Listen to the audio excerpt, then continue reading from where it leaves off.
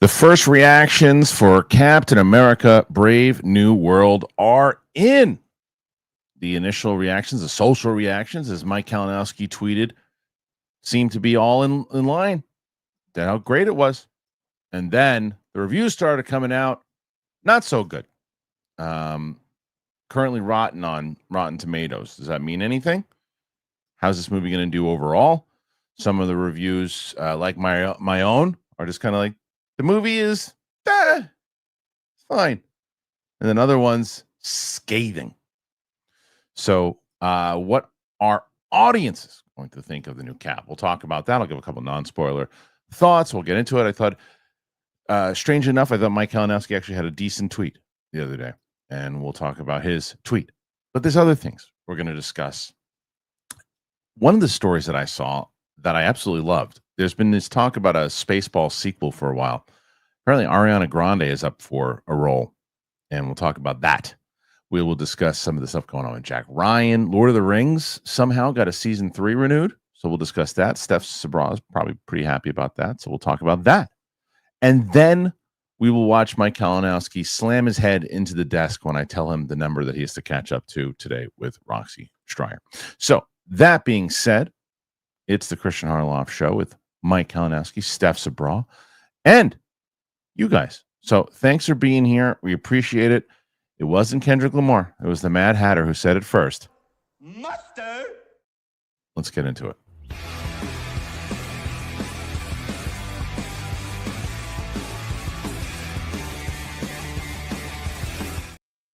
Welcome back to the show, ladies and gentlemen. It is Thursday on the Kristian Harloff Show. Joining me today, Steph Sabra. Hello, Steph. How are you? Hi. Good. Nice. How are you? You're one of the few people that actually agree with me that the Mad Hatter said it first. That is hysterical. And it's true. That is funny. Stolen gimmick. Mad? Stolen gimmick. And Mike Kalinowski is here. Hello, Michael. I don't like the intro with the number talk already. I don't even want to think about it. You get nervous? I don't want to think about it. You want to know what that number is? Can I take a guess? Sure. Was it Roxy by herself? By herself. All right. Nothing new. When did your Cap review drop? Yesterday or the day before? Afterwards. It was, I don't know what her topic was. It wasn't anything too big.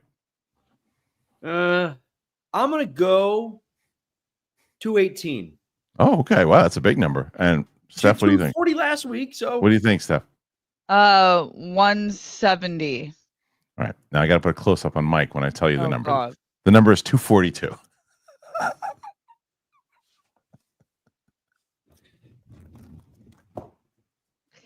Perfect. And that was all. And that was with the new rule that it's not stickers. It's all no questions. stickers.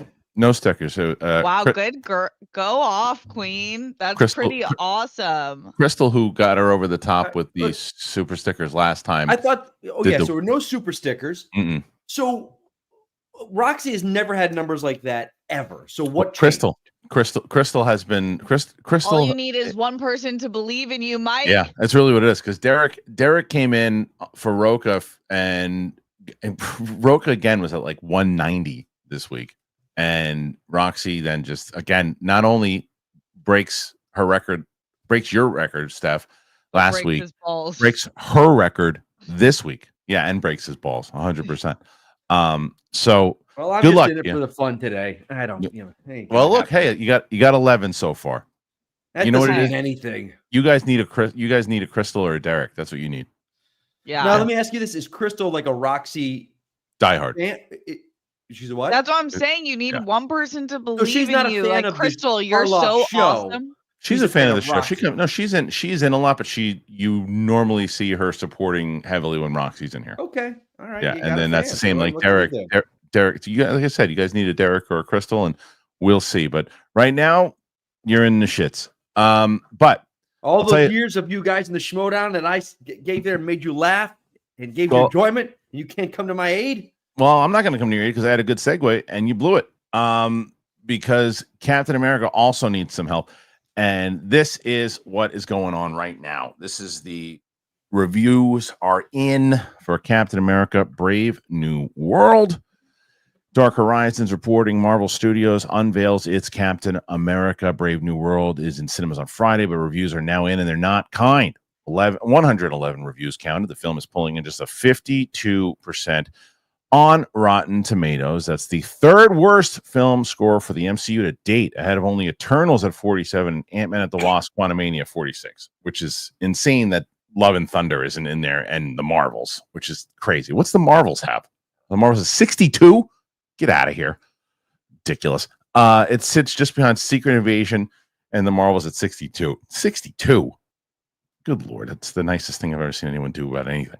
On Metacritic, it sits at just 43 out of 100, which is on par with Dark Phoenix. It is a far better movie than the Marvels, by the way. Far better. Here's a sampling of reviews, which don't paint a kind picture. Pacey and punchy. This is a promising first official outing for the new Captain America, even if some awkward and inconsistent moments hold it back from greatness. Okay, Helen. Making matters far worse is the film's blatant plan to be as inoffensive and apolitical as possible. As a result, he's someone who's reading into it too much. Brave New World is a bunch of characters wandering around in search of meaning. I don't disagree with that. The Marvel machine creaking loudly as it tries to whip up some grand mythos around these B-tier figures. I don't necessarily disagree with that.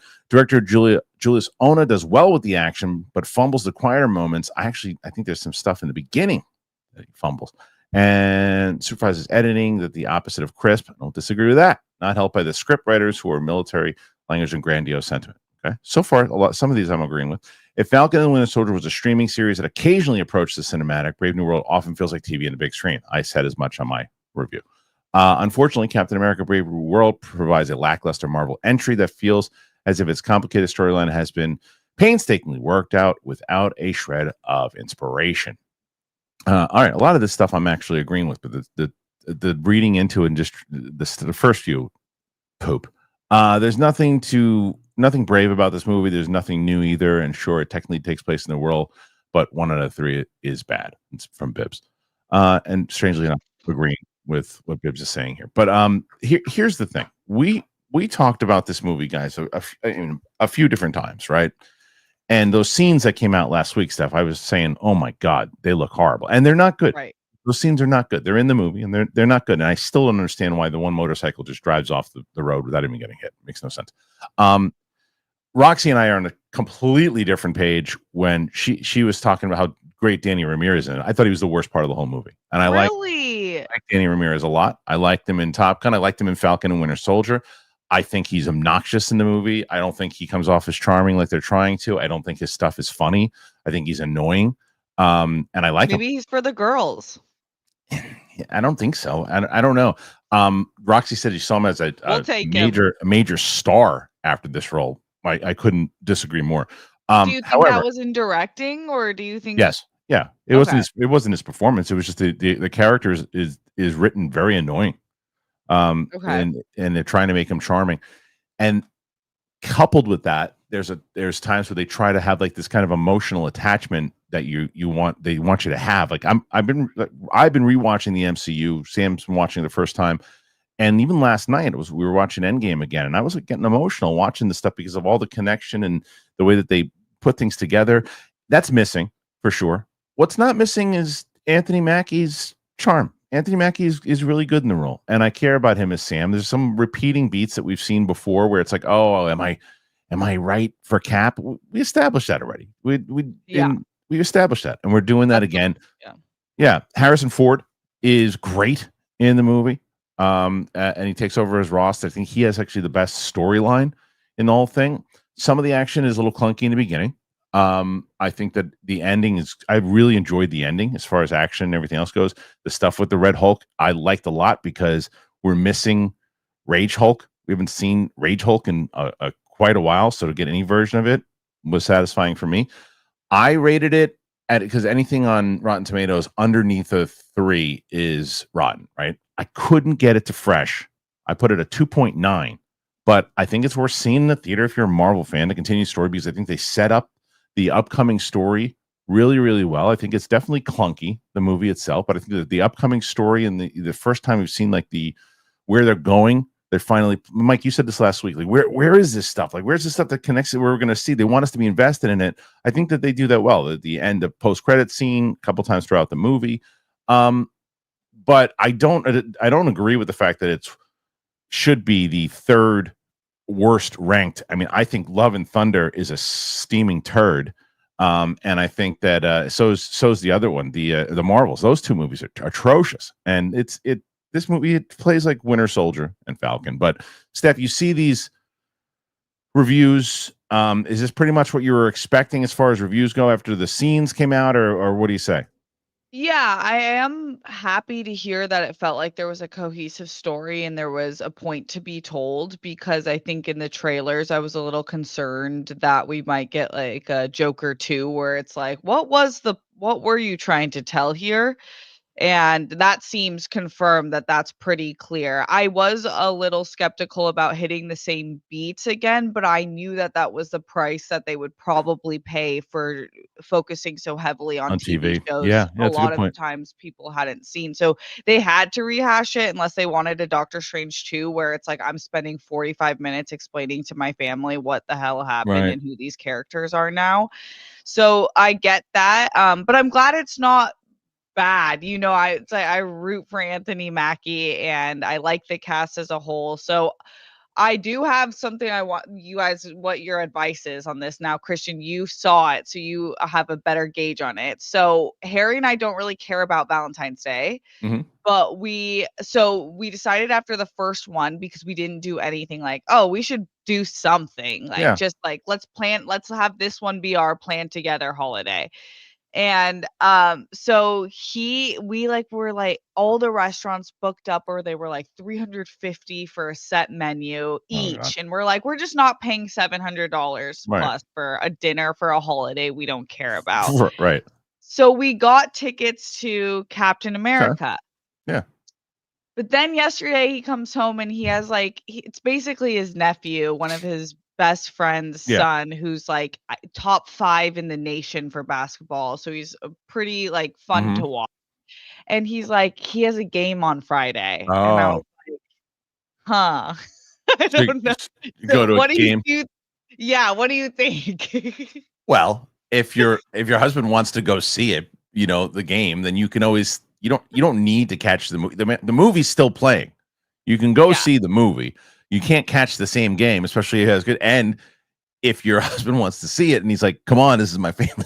It's family, right? You said? Yeah, but he's not doing that. He's like, "Oh, okay. Well, what do you think?" Oh, Like, what it's do in you my think? Well, court. Yeah. yeah. Well, I mean, if you don't really want to go, you should say you should throw it back and go. Well, do you really want to go? And if he really Right. wants to go, then go see the movie at a different time. But if you, That's yeah, kind of if I'm like, if you really want to go, we can reschedule. yeah, But if and you don't, I if you don't really don't, if you like to go to high schools. right, if you're on the fence, if you were on the fence about it, then let's just go see the movie. Because I know you Okay. well enough. I guarantee you that you'll text me afterwards after having this conversation. You're gonna go, I don't know what we're talking about. It's fine. It's like it is. It's sloppily edited. You can tell that there are reshoots. There are some things that are clunky. There are other times that are like if you look at it where you want, and I don't disagree with anybody who says, well, if you say it's like an episode of a TV show, why do I want to go and spend my money on it? If I just thought the show was subpar. And I say, you're right. Just wait for it to go on Disney Plus. If you don't, if because you're not going to, I doubt anyone's going to walk out of this movie going, holy, that was incredible. You're not going to hear that. But I think it's one of the, I think it has a much better structure, and there's no one singing on a planet. There was no singing planet. I'll tell you that. There's no musical planet. And absolute and Russell Crowe dancing down a stairwell. There was none of that stupid crap. So for that was a win. But Mike, you see all this now. What I actually like you to start with, because you're not going to ever hear me say this probably ever again, but your tweet was decent the other day. Decent? Just decent? All right. Decent. And you were talking about how like it's kind of like the same old song of what happens. Can you reiterate what you were saying? Yeah. Here? So I completely forgot that the reviews, the reactions were coming out, and I was working on my computer. I was like, oh, I think because it was like midnight my time, I was like, oh, here we go. The reactions out. Yeah, let me go on Twitter. And scrolling, and every one of them. And I'm like, oh, wow, it seems like and I'm frozen, aren't I? Yeah, it's. No, you're right. All right. It seemed like, maybe, everyone's like, oh, you can't tell the reshoots. It's seamless. Sure, there's some issues here and there, but it is a black. And I hate this one that I hear. The MCU is back. We're back. I cannot fucking stand that. That's right up there with we're eating so good. MCU didn't go anywhere. We're not back suddenly. But then the next day, I start reading the reviews. And I get whiplash because am I reading the same thing that you just tweeted out 12 hours ago? Right. MCU's back. Bigger than better. Action's incredible. Thaddeus Ross kills it. Sam Wilson was born to play this role better than Chris Evans. And then the review's like, well, there's problems. The writing stinks. The third act sucks. Who's the villain? I don't even care. Yeah. Mid-credit scene sucked. MCU, it's in the middle. It's around Iron Man 2. Okay. 6.5 out of 10. Right. Like, did I just read the same thing? And someone made a very good point. Because a lot of days now, studios are now inviting influencers instead of reviewers. Mm-hmm. So they want those clicks. They want the buzzwords that gets them their million views, but they don't review. And when they review, if they do review, there's no substance to it. They have nothing to lose by saying, "Oh, this is great." Yeah, they don't. This is amazing. We had so much fun at the at the event and everything too. That's exactly why the studios now. And if your studios business wise, why wouldn't you invite influencers first, right? I mean, it's because you're trying to get promotion. You don't get. It's like, well, we got to invite the critics. We'll invite them. We're going to tell the critics can go and see it, a day or two beforehand, and we'll get the influencers in the special events, and they'll go nuts. And it works for them. There are a couple of different times it didn't work for them, but it works for them. Yeah. And I understand the strategy. Yeah, I get it. You're a studio and you want that, but it's like a much clearer picture was painted the next day, because it seems like from what you said and what I'm reading, it's exactly what we thought it was going to be. Mm-hmm. It's, this seems like the last bastion of film of the MCU in a slump. Thunderbolts, like, I think this Cap was in production when Feige was like, all right, we got to slow down. We got to pump the brakes here. I think Thunderbolts was just getting ready to go into production, so they kind of missed it. But I think, like, we all think, no, Fantastic Four is going to be like the true kind of not reboot or reset, but just like the fresh start. Right. And Cap, this was like, because I remember saying, like, people were like, after Deadpool, Wolverine, like, the MCU's back. I was like, no way. This is not the test of did they right the ship. It's not going to be Cap, and I don't know about Thunderbolts. It won't be till Fantastic Four where we see if things are kind of going back to what we used to expect. But I don't know. No, that's tough. I also think that there's two extremes, and I feel like you two and Kristian, I know you're more involved as a critic, fall into like the less extreme, like the middle area, but critics are almost just as extreme as influencers on these types of movies and comedies and not super serious life-altering movies. I feel like they cannot view it from a lens of a normal person. And so their reviews are often the most misguiding messages ever for people like me. Mm-hmm. And then in the same way, influencers is like, they have nothing to lose by supporting the movie and everything to lose by not supporting it. Right. It's like a mutual agreement. So it's like you're getting, it was cool, it was fun, it was this. So I think I wait for the third wave, which is like the regulars go to see it, or people like you guys who I trust. Which makes all the sense in the world, and you understand, like, because the critics have to be honest, right? And like, even though people say stupid things, like, because it doesn't, like, I can't even tell you. Like, every other comment is either how much I either hate things or I'm an MCU shill, which is like, I was thinking about this the other day, and I was like, he don't want to lose his privileges. What the hell do I go to? I go to early screenings, and I get on a train and smell train farts. And I go to the screenings, and I either like the movie or I don't like it, and then I go home tired. So what's my special? Tell me what my special benefits are. And then for everyone who I just hate everything, it's like you can't be honest, because if you're honest, you don't like the movie because it's Black Captain America, or you don't like the movie because of this. You don't like or I just didn't like the movie. However, like I said with this one, I think it was fine, and I didn't even necessarily. And I was just using that as an example because I didn't get that for me on this one, because I when I walked out of the movie, I said I was expecting that to be terrible, and I just felt like I watched an episode on Disney Plus and went, "Oh, it was an episode." right? And and I don't disagree at all. The villain, this plays more like an Incredible Hulk sequel than it does a Captain America movie. I'll tell you that. Because of I liked the Incredible Hulk, so I liked seeing some of the things like a tie up to that movie because I know we're never going to get a sequel to it. So I was like, oh, this kind of plays into that in general. So there were those things there too, but you can't, as a critic, you just can't win because I even saw someone saying in the comments, oh, the reason why these people aren't liking it is it's a Black Captain America. William Bibiani is not that guy. He doesn't like the movie because he doesn't like the movie. And if there's anybody, he's 100% rooting for Anthony Mackie. I can tell you that.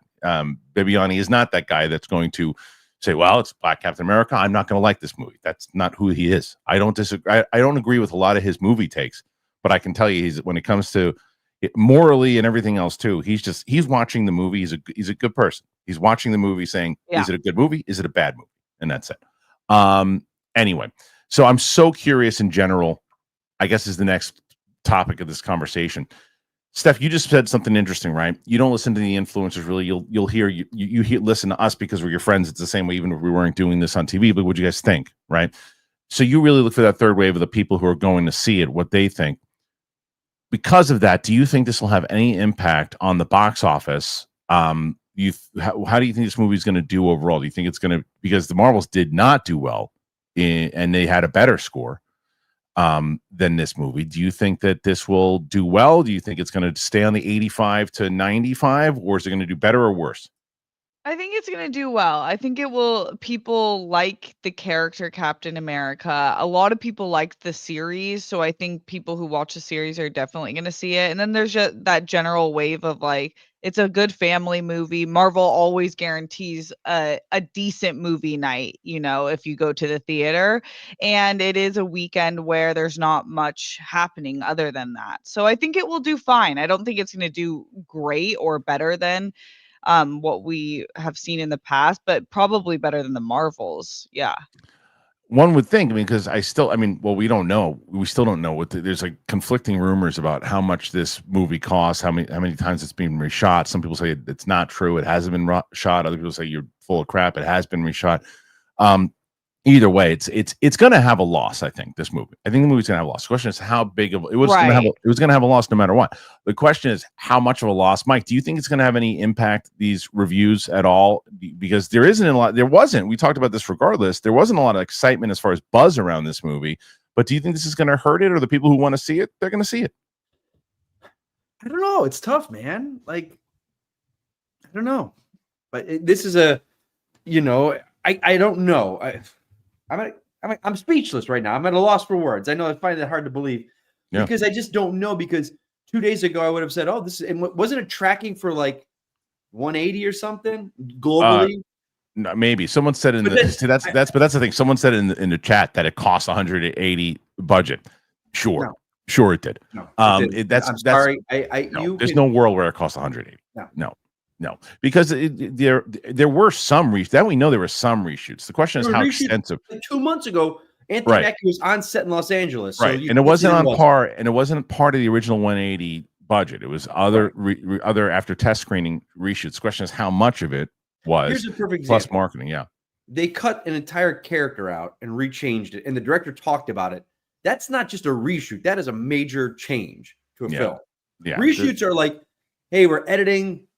Man, I need a scene to transition from this reaction to this guy's reaction. Let's just build the set out in the soundstage, and I'll film his face. Right. Saying 2 lines. That's we can't. You know what? Or you know what's a reshoot? Endgame is a reshoot. Like, hey, we wish we would have gotten when he snaps. If he would have said, "I am Iron Man," that would have been so great. If he did that, can we get him? He's coming in to do some reshoots. Can we get him in to do that? And they got him in to do that. That wasn't a complete reshoot of the movie. That was adding an extra scene that elevated the film. So that was not this. And someone said, well, it's reported that's 180. That's true. It's reported that it's 180. We talked about this. If the film that is in theaters was 180, right? Okay, right. But what we didn't see and what was reshot and the other stuff, right? That's right. If they're saying, if we're using semantics and going, well, the film cost 180. If the film we see in theaters is 180, okay. But you just don't get rid of the number that was attached to that script right for the past 4 years. But you're right though. That's an easy way to skate around it, where they're like, "What movie? Like, how much is this one? Oh, the one that you're watching? Well, that costs about 180 million to do. What about the other reshoots? You didn't ask that. You just asked how much this movie cost. And so, depending on whose narrative they want to spew, they'll stick to whatever is out there. Let's be generous and say that this movie without marketing cost $250 million. Okay. Right. So you add in about 150, would say, with marketing, because it's a big Marvel movie. You're going, now $400 million. Okay. That would ultimately mean it needs to make 850. No world that this movie makes that. I think I think 425.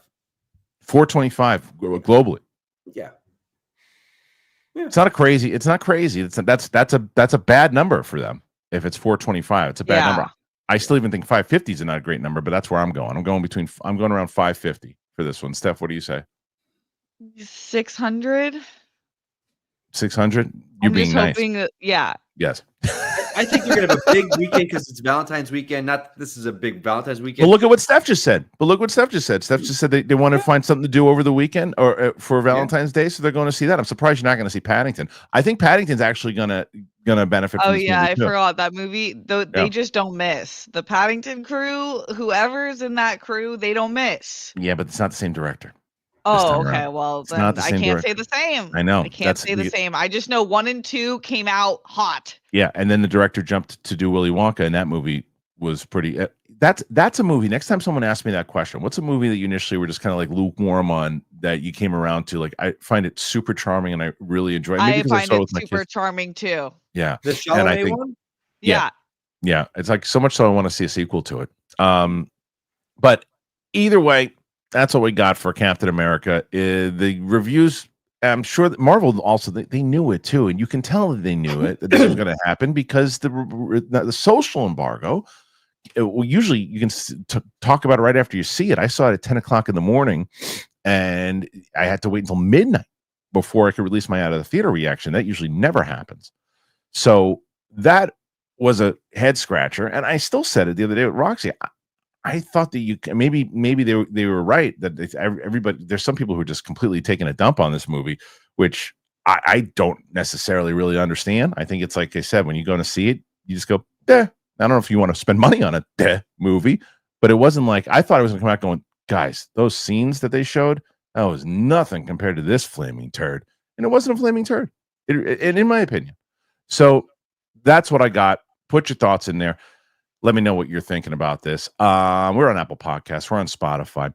And you want to support the show, not only so many new members because we were putting the raw reactions of myself and Sam doing our stuff. We shot Endgame yesterday. Oh, before I even jumped to anything else, Steph, you got to see Sam's Endgame reaction. She was my God. sobbing. Oh. Sobbing so much so that I almost reached my arm over to comfort her. Because she was sobbing. She could not keep it together. It was cute. Yeah. So you found the perfect person. It was perfect. And like, yeah, there were a couple different times. Like she got, you've ever seen Endgame. She got hit hard like a few different times, but then obviously the ending just the only thing I remember is the ending just gutting. She wasn't expecting, because again, I don't care if I spoil Endgame for people in here. So if you haven't seen Endgame, then please, unless you're Sam, who has now seen it too. But she was very attached in general to Tony, right? So so Tony, what wife? Didn't realize that was his wife. Sam's not my wife. So anyway, so they snapped. When Tony does that snap, she didn't get it at first. She had just seen Thanos disappear. So Tony snaps. She's like, yeah. She's so excited. Oh, yeah. And she doesn't realize it. And then once he's like, he's like sitting there all messed up. And she goes, is he going to die? It's great. So that comes out on Tuesday. I'm going to watch. Okay. Yeah, that comes out on Tuesday. We got Friday is Captain Marvel. Tuesday is Endgame. Then we're going to take a break because on Friday of next week, I'm putting my Nosferatu reaction out with my friend Tina, who had never seen it before. Oh. and then Sam comes back in the following week to start the Toby Spider-Man movies. Okay. Oh, so you're just doing up to Endgame? No, we're gonna go back into I wanted to show her the Spider-Man movies for obvious reasons, but we're taking a break from the MCU. Then we're gonna go to back into No Way Home or Far From Home after she finishes the Andrew Garfield movies. Oh, I see what you're saying. You see what I'm saying? You see why I'm doing that? And then we'll get into we'll watch WandaVision and other things too. So her journey is far from over. Gotcha. And do you give her context, like the Sam Raimi ones? Like these were kind of the first in the newer. She knows. Okay. So and we talked about this last night. The only movie that you will see on the description or the title of the video that doesn't say first time watching will be Spider-Man 3, because her son watched that over and over and over again when he was younger. So she remembers it. She remembers Venom. She remembers all these things. She's like, so we were talking about it. She's like, I kind of remember that one pretty well. I was like, all right, we'll just tell the audience. We'll be honest with the audience, tell them that you've never seen it or that you've seen it before. So, so that's the only one that she will have remembered, but probably not since she's been watching all these other movies. So she'll have a different perspective on it. Right. Yeah. Gotcha. Yeah. And then I haven't, because I don't want her to be set up for anything else too. It's, so she's definitely never seen, she had no idea that Andrew Garfield was even Spider-Man. So, so there you go. Underrated. Yep. All right. So what was that? Okay, let's get to, I got to tell you guys about some sponsors. We got some good ones, real good ones this week. And if you want to support the show, you've been doing it for memberships, that's great. But I always tell you, get something for yourself. Really go get something for yourself. And I'll tell you, got a lot to get today. Here you go. NordVPN. If you guys didn't know about NordVPN, I'm going to tell you now, because you need them.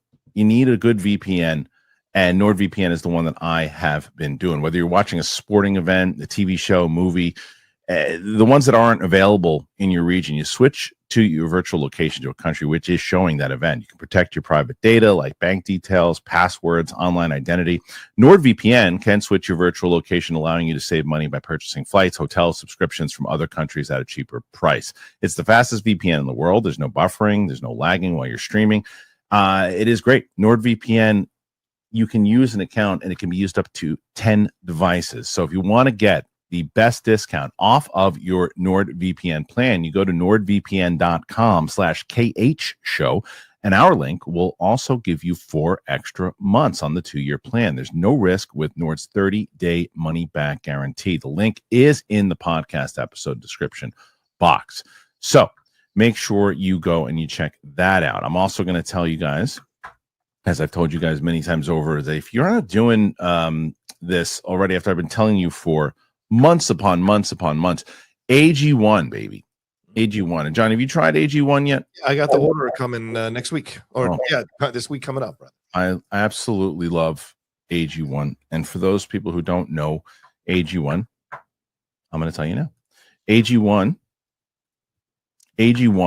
is the best energy that you can have during the day. And I love AG1 because I want to get a nice kick in my step when I'm waking up in the morning, So for me, I like to put it in the cup that I have. I have this cup and I shake it up and just have really, really great energy throughout the day.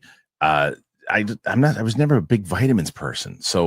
And taking separate vitamins all the time, and you just put it all in one cup and that's it. And especially now, and I'm one of the things that we're going to be moving the show soon, and I'm trying to get myself in better health, and I'm going to be doing that. And winter right now, it's going to be hard just in general to get up in the morning or go outside for a morning walk or a run because of the cold. And for me, AG1 just gives me that energy, gets me out, and I'm ready. Plus, by the way, Valentine's Day is right around the corner. You want to commit to your health with your partner, with your significant other. And research has shown that having a partner can increase the likelihood of habit formation, or speaking to doing that and making sure that you guys are doing that maybe together. It works. So it is never too late to create a new healthy habit for 2025. So try AG1 for yourself. It is something that I've actually been able to stay consistent with, and that's why I've been partnering with AG1 for so long. And AG1 is now offering new subscribers a free $76 gift when you sign up. You'll get a welcome kit, a bottle of D3K2, and 5 free travel packs in your first box. So you got to go to drinkag1.com/big thing. That's right. Go to drinkag1.com/big thing and you get this offer. That's drinkag1.com/big thing to start your new year on a healthier note. And this is one that I have just recently discovered, and I'm so glad that I did. And I got to tell you guys about Stitch Fix. And now Stitch Fix, this is going to be talking about Valentine's Day, man. Shopping is horrible for me. It's terrible for me. The way that I have now found a great way to shop is through Stitch Fix. It's an online personal styling thing. I was like, yeah, send that my way. I hate shopping. I'm always sitting on when my wife and my kids are going to the mall. I'm the guy sitting on the bench outside checking my phone because I'm like, I don't know, I'll just order it online. I don't know who to talk to about this stuff. Stitch Fix, you get a stylist who understands your style and understands your size, the budget, and they do all the shopping for you. So great. Shopping and figuring out your style, it's overwhelming. When it comes to getting dressed, sometimes I don't even know where to start. But I love having this Stitch Fix stylist tell me all these new things. You're going to see a bunch of new looks coming my way. You just give the stylist the size, the budget preferences. You order boxes when you want it, how you want it. There's no subscription required. It's great. They just send me the pieces plus recommendations, styling tips. It's awesome. No stores, no crowds, no stress, just personalized looks that you're going to love. Stitch Fix makes it so easy.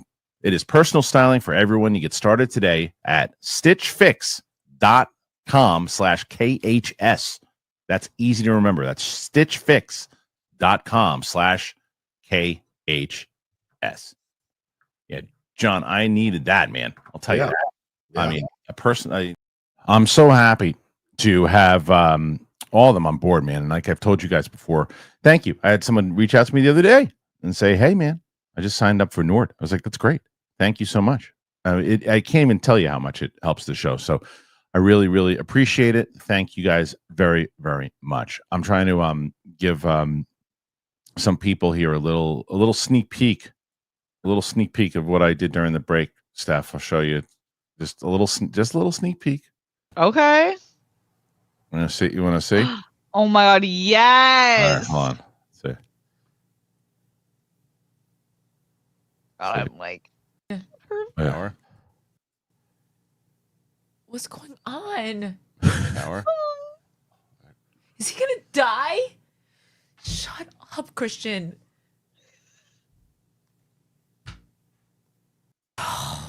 You can just see the transition of complete sadness. oh my gosh, it's like making me cry. Oh yeah, it was getting me.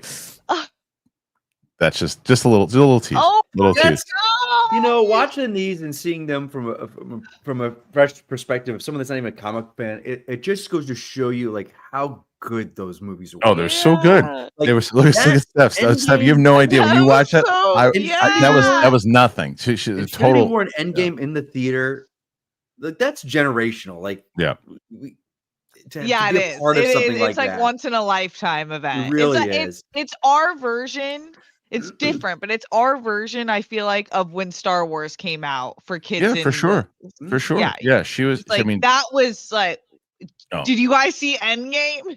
Right, exactly. She was annihilated this morning. She was like, texting me. She was annihilated. She was like, she came by and she was like, she came by last night and we recorded it because I had back to back. My friend Tina came in at like 3:15 and we did Nosferatu, and then right after we finished Nosferatu, we jumped into Endgame.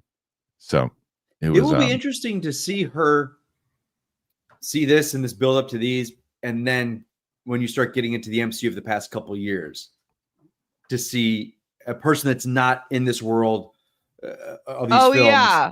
You know, it's gonna be interesting to see how she takes it, if she took it like a lot of everyone else did. So it's funny because I don't know if I want to spoil. Yeah, I'm not going to spoil it, but like our Captain Marvel reaction drops on Friday.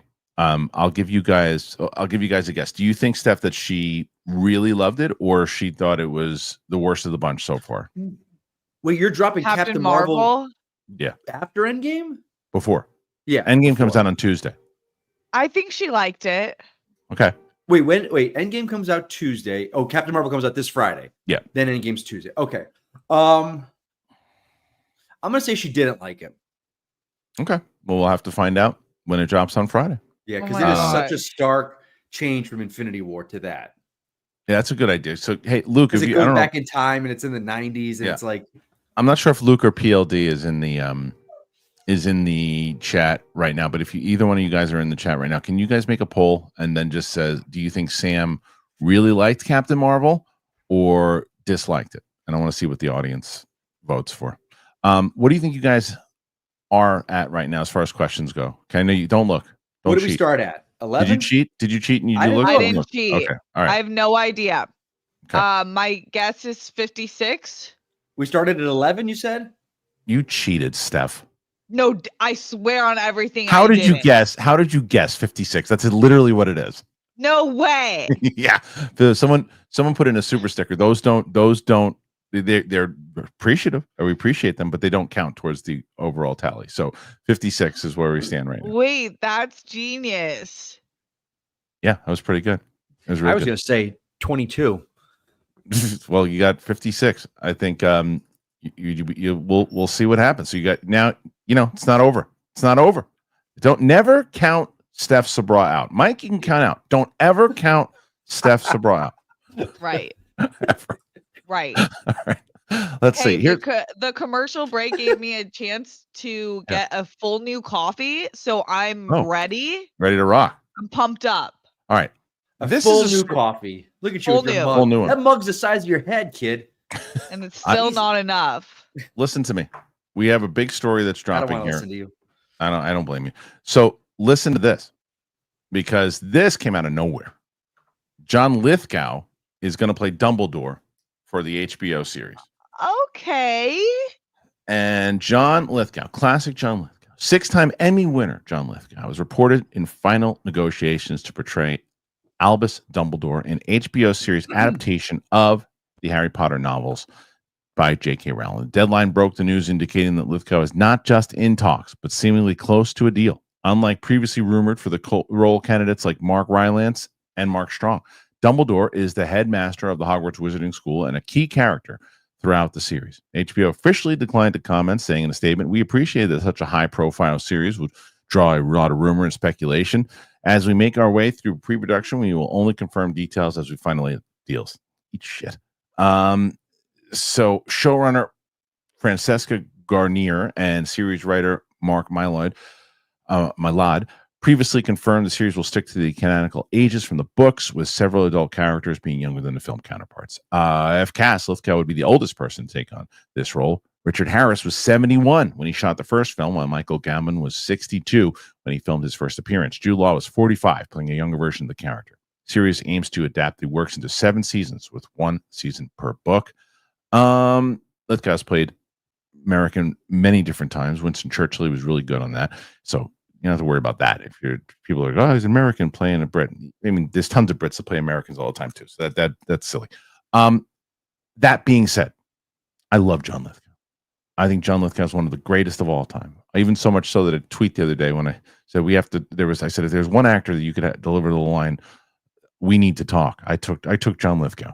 So I think he would be able to deliver it. He was great in Conclave. He's great in everything that he does. He was great in the Planet of the Apes movies. He'll be great in this. However, I think I would have preferred Mark Rylance, personally, for a lot of different reasons. One, I just feel, and I feel like John Lithgow can do the kindness and all that stuff and be the stern guy that he needs to. I think the age is a big difference. As I said, the Richard Harris was 71. When I got the role, I was yet 71 years old. However, I made it through 3 or 4 films until my life had its end. I love Richard Harris. Loved him. Was the best. I But he fucking didn't- love your Dumbledore. He didn't last. He didn't last the whole series. 71. I know. John Yeah, Lithgow's it's tough. 80. 80. How long are they going to do these series for? Like 8 Yeah, years that's old. 8 years. crazy. 80. That's one of the reasons, but I also think it's also, you look and go, oh, it's Lithgow. I think Mark Rylance would have been more like, oh, that's Dumbledore. I think Rylance would have been a better pick. That's my personal opinion. I think he'll be great in the role and he'll be perfect. But if I was casting, I wouldn't have gone with Lithgow. How about you, Steph? This article, who knows if it's real or not, from comingsoon.net says that Mark Rylance passed on the role. He passed on it. Yeah. Oh no, Oh. yeah, I read according this. to Jeff Snyder's The Jeff Insider. Snyder! Yep. Rylance I- turned down the role because of his wife, Claire Van Campen, passed away in January 2025. Okay. I so read she- that. Yeah, sorry. they had said that he's dealing with the Mourning? Yeah, I understand. Okay, well maybe then he was the first choice. And I That mean, makes I'll a say lot of this. sense. I'll bet Rylance appears in the show. eventually, yeah, you're probably Yeah. right. He'll be Yeah, in you're it probably somewhere. right. Yeah, you're probably That'd right. be cool. Yeah, that's He'll be okay. down Well, there. that makes sense. I just think that if they're going to be doing this show for however long they're going to be doing it, Does Right. I does, think that's a good point. 80 years old. Steph, you read the books, right? Yeah. Does Voldemort appear in his full form? He doesn't appear in his full form for a couple books, right? Right. Oh, I could see him as as Voldemort. Yeah. Oh, that Maybe. could be cool. Yeah. He yeah. could be- he he is could do he'll it. be in the series. I'll bet. Yeah, he'll be in the the- series you're right. book somewhere. 4. Yeah. Yeah, And I think love he might Mark do that. Strong. Goblet I of didn't, Fire, think yeah. I didn't think Mark Strong was the guy for that role. Not that for Dumbledore. No, you see, he'll pop in the series too. By the way, See, not for Dumbledore, Yeah. but I also don't think he's Voldemort. I think he's too on the nose for Voldemort. yeah, he's so good too because he can play. He's played many villains and I many could good see him guys. being Also. like Quirrell or yeah, one of those other. Sure. Yeah. I'll tell you. I mean, I'm excited for this series. We'll I'm excited for the series too, just because I feel like it is going to be different than the movies. I'm just so tired of seeing beat for beat I'm torn. renditions I'm torn. on this character or the show. No, the show. Torn. Yeah. I think we got to see once it comes out how they're gonna do it. But I like the idea that they're gonna be able to explore things way more. And I still think that I wish that the people of and Mike's gonna agree with me on this one. I wish that the people of Uncharted go, you know what? Let's just make this damn thing a TV show instead. We'll start young Nathan Drake, whatever it might be, or don't even start with young Nathan Drake. No. Start with the first game, and then essentially do what they did with the third game, and then go back to where he's younger and do something like that, Sure, like yeah. leading into it. Because the games clearly can be adapted. I just think that I didn't mind. I'll tell you, before you jump through the screen and strangle me, Mike. I didn't mind the Uncharted. Good. Yeah, I didn't mind the Uncharted movie as a movie. I didn't like it as an Uncharted movie. Does that make sense? Yeah, it was a Mhm. fun action movie. It's just Right. not Uncharted. That's exactly right. That's exactly how I felt about it. I was like, Here's a perfect example with that movie and studios, and you see what they do, but you understand why sometimes when the movies come out, they're like, what did you think? So originally Wahlberg was attached to Nathan Drake.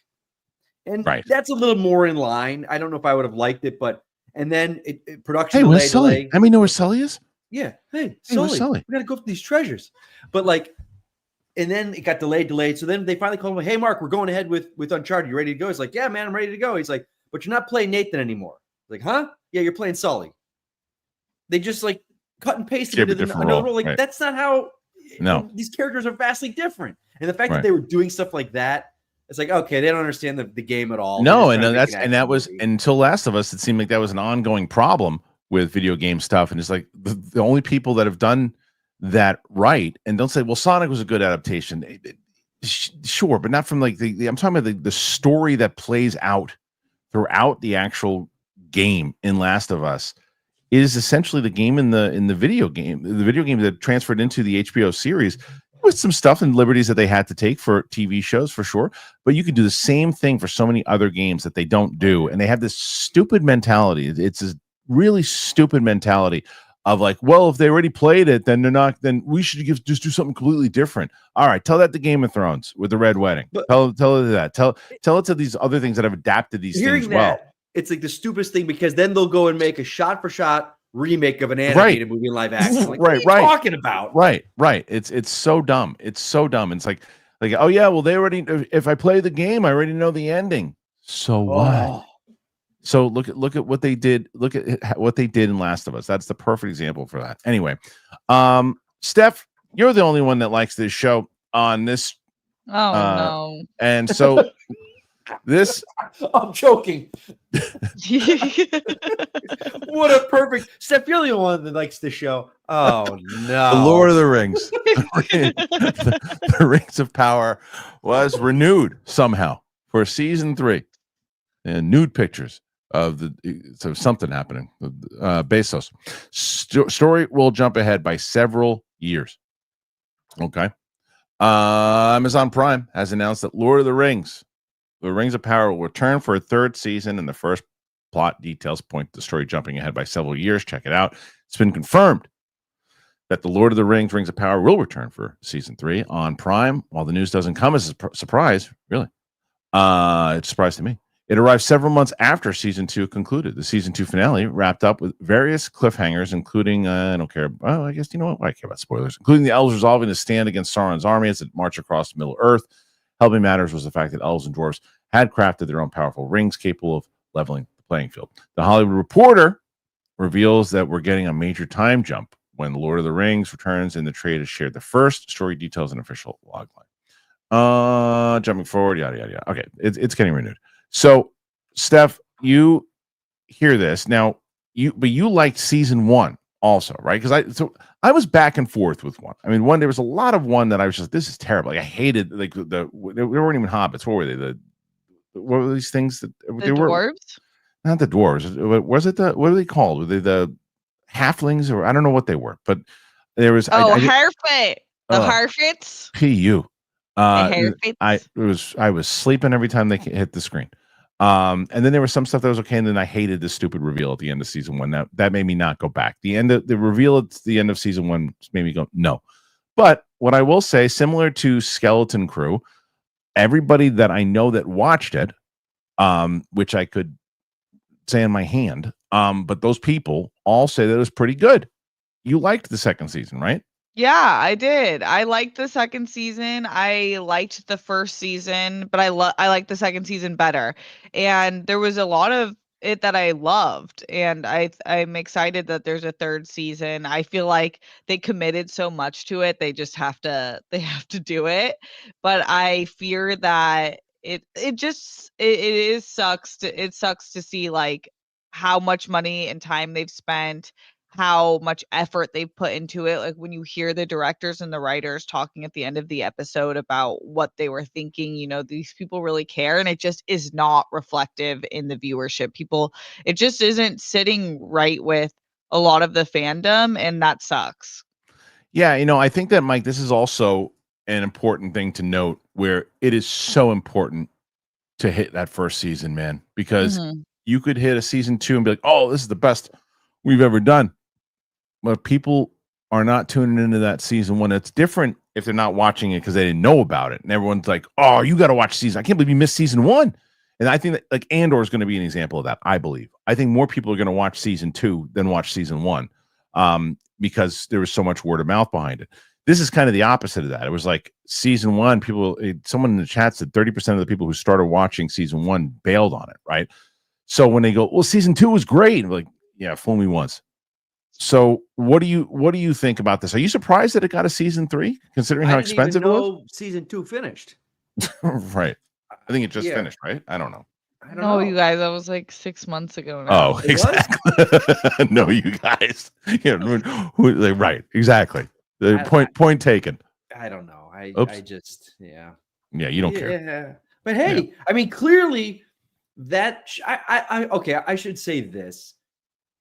Like, it's a great point to your example. There was a show that came out 2 years ago now called Citadel on Amazon. Okay. And it's a Russo brothers, big spy franchise. Oh, yeah. And I'm on board. I'm like, oh, this is right up my alley. And I was kind of like underwhelmed. I was like, oh, there's such a good idea there, but just it's not working. But then it was part of this franchise where they were going to build out a global film community with it. So they were going to they just released one from Italy and then one from India, all Italian crew, all Indian crew, actors, actresses, directors. And it was still in this world of Citadel, but through these other lenses. And there's going to be one in Spain and one in Mexico. But they're doing a season 2 of the American one with the leads. And the Russo brothers came in to now direct these because they realized some of the mistakes. So Amazon, I at least appreciate that Amazon is letting them see what they have and the potential, and go, okay, we're gonna give you another, keep going on it too, because we Let's see how it believe in it. goes. As Well, 'cause look, opposed to it's- some shows like 2 episodes, now done, it's out, never again. Sure. It's just this isn't like a smaller show though that costs. No, but what clearly this is they're not wasting money. If No, they see that and they they're own the making IP. money on it, so. They own a big IP, and it's probably like, hey, we have this huge IP of this Lord of the Rings that we can make here. Yeah. Get your stuff together, and let's just hope people come and watch it if we start making good stuff. So But maybe that's also- what they're holding. That's what they're counting on. But also, they're building a library. All right, freeze. No, What's well, yeah, but you look better A like little that bit, because I but have I to can see it. hear you. Yeah, But they're building a library so that Yeah. in 2 years from now, you it'll can catch always up be on it, there. right? Yeah, and it's yeah. always going to be there. So I wonder if the Lord of the Rings movies by Peter Jackson, the new live action ones, if it will help or hurt that series. they're making. They're making a Gollum movie with Andy Andy they're Serkis. not redoing Lord of the Oh Rings. They're yeah, making a new- you're okay. saying like overall as a Yeah, like the question is like, so if Hmm. you can see two mindsets, right? The one is all right because they're not combined. Peter Jackson's Lord of the Rings are not connected to the Amazon ones, right? They're different in general based off the works. Are they? They're not. yeah. Oh. They're not connected. No, it's Warner Brothers and Amazon doing two different things. Exactly. So Oh. and if you have that movie come out, it crushes, and a Lord of the Rings diehard goes, thank God that's back, and I don't have to watch that other thing. Or look, the opposite of that. I know yourself, Steph. I think Rachel Cushing is a who we know is a major Lord of the Rings fan. I feel, and I don't think I'm wrong here. I feel like she liked season 2 more so than 1. I don't know if you know that that's true or not, Mike. I think I don't remember. We've talked about it. I saw her at New Year's. We hung out Okay. at New Year's. She liked the War of the Rohirrim animated film. I did too. I was one She of the. enjoyed that. It was She cool. understood some of the like, okay, they did Thought I this was the only because one. of this, but Yeah. she's not talking bad about the show. She's a Lord of the Rings girl. That's her thing. And I thought I remember her kind of thinking the first one was just okay. yeah, and then- think man, she I might be likes making season up 2 all better, this. but I could be wrong. Yeah, that's what I thought too. All right, this is the last thing that we're going to do here, this story, because I saw this story, and I don't think about 6 months ago I would have reported on this story. I would be like, oh, that's interesting. Or not necessarily I wouldn't have reported on it. I think that I would not have had the same point of view that I'm about to have here. And that is that Ariana Grande has been offered a role in Spaceballs 2, apparently. That is the rumor. In the Star Wars spoof here. Though we don't have many details, a trade report mentions that Ariana Grande has been offered a role in the Spaceballs sequel. Mark Cassidy writes, may the Schwartz be with you. We've been hearing rumors of a potential Spaceballs sequel for many years and recently got confirmation that a follow-up to the Mel Brooks 80s Star Wars spoof is officially in the works. The movie is in development at Amazon MGM Studios with Josh Gad set to star and produce alongside Brooks. Greenbaum will direct the film from a screenplay by Benji Sammet, Dan Hernandez, and Gad. Gad aside, no cast members have been announced, but we're now hearing that the studio has reached out to a major new star for an undisclosed role in the movie. In the THR's profile of Wicked, Ariana Grande, the trade mentions that the recent Academy Award nominee has been offered a number of roles which she has yet to commit to. Okay, so let's see. I'll tell you, and this is why I said, Steph, I love Spaceballs. I love that movie so much. If you would have told me, and unfairly, 6 months ago, Ariana Grande is up for a role, I'd be, why? Now I go, yes, perfect. Yeah. And people go, why? You never saw her in her comedy in the Nickelodeon or whatever, the Disney thing? I'm like, not until about 3 weeks ago when my little one was watching it. I had never seen that. Why would I see that? Right. What I saw her in was Wicked, and I saw some of her stuff in Saturday Night Live. Her comedic timing is impeccable. Yeah. She is a brilliantly gifted comedic actress. Not everybody has that kind of timing. She's a natural at it. She is a natural. She at can it. do impersonations and voices. She's natural. She's an Yeah. absolute natural at that. I knew nothing about Ariana Grande except that she could sing. That's all I knew about her. I didn't grow up watching her stuff. It was way after my time, and she is incredibly gifted especially when it comes to comedy. She'd be perfect in this. You know, Josh Gad is going to wind up playing Barf's son. That's going to be kind of, I think. Oh my God, that's hysterical. Right? and you would assume so. That yeah. feels Bill that Pullman, feels like it's right there. Bill Pullman will probably come back as Lone Star and get killed by his son because the benefit of Josh Gad being part of it is Josh Gad is very connected to Star Wars, so he knows the Star Wars lore. He knows the things. He knows the way that they're probably going to spoof these movies the way that they spoof the originals. So I am pretty excited for it. I don't know. You would assume maybe she's going to play the Rey kind of character or a version of it.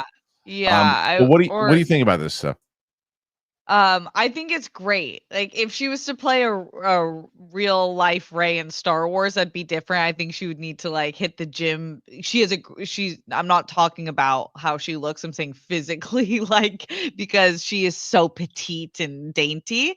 But for a spoof, I think this is super fun. I hear you. Like if you would have told me a year ago, knowing that she can do impersonations, we've seen it on like the Jimmy Fallon show during that segment that she does all the songs. Like I knew in the back of my head she had it, but it's different to see it on a big screen and have it really work. So I think that she has like a massive acting career ahead of her. It's kind of crazy. Yeah, I couldn't believe how good she was in that movie. Mike, Mike, you're Spaceballs guy. Of course, Steph, come on, real quick. Steph, have you ever seen Spaceballs? Yeah, I have. Okay, It's great. recently? Yes. Yeah, I mean in the past like 5 years. Okay. Mike, what do you think about this casting if indeed true? What is that? What are you doing, Mike? Yeah, clearly it was you because you just got muted. No, now I'm on. That wasn't What me. was that? That's strange. There's some drums. The hell was that? That was so funny. It was weird, I Mike. don't know Go what it ahead. is. I love Spaceballs. You kidding me? What do you think about her in the role? Great. Yeah. I don't You're not the best color commentator in the business for nothing. They don't say that for nothing. Like I'm like you. Like, but again, no, I shouldn't say that because if I heard this 2 years ago, a year ago, I wouldn't have. Ariana Grande was never really on my radar as it is. Wasn't she like a Disney Plus kid or Disney kids show girl? Yeah, something like that. Yeah, so I'm like, well, she grew up. She's an adult now. Okay. Yeah. She looks like a princess, so she's probably a princess, some kind of princess role. I think, and I think that she's absolutely going to do But she plays comedy great. You're right. Like seeing her in I couldn't believe Wicked. like there's a moment in comedy. Wicked. There's a moment in Wicked where, and I know this is blasphemy, and I haven't even seen the full play. So people can yell at me all they want because I don't even have probably the right even merit to say this. I think she's better than Kristen Chenoweth as far as Galinda goes. I've seen You have that. no grounds to stand I've seen scenes. I've heard the songs over and over and over again of both of them. That much I know. But I've heard I like the way that she plays the role better than what I saw with Kristen Chenoweth. But anyway, there's a scene in Wicked where she's talking to Elphaba, and she does this like dramatic thing where she just throws her head on the bed and like just flops on the bed. And that's the best. That's her funniest part. Just done so well. And then she turns around to look to see if she's getting attention. Yes. I want you guys to know that's an IRL look of me in the house if I don't get what I want. I go, Yeah. Did you see? Right. 100%. She was Harry, great. Did you All right. see? Yeah. Yeah. All right, listen. This is what we got. We have tons and tons of stories that we talked about today. But I want to get your opinion, your thoughts. Make sure you do that. Put your thoughts in there. Let us know. Okay. It is time for us to get to those questions. Before we do so, I got two great sponsors. And man, I've been eating well. And I'll tell you about that in just a bit. Hey, Mando. Oh my gosh. You guys, I've been raving about Mando. You've been watching my reactions. You hear me talk about Mando. I love Mando.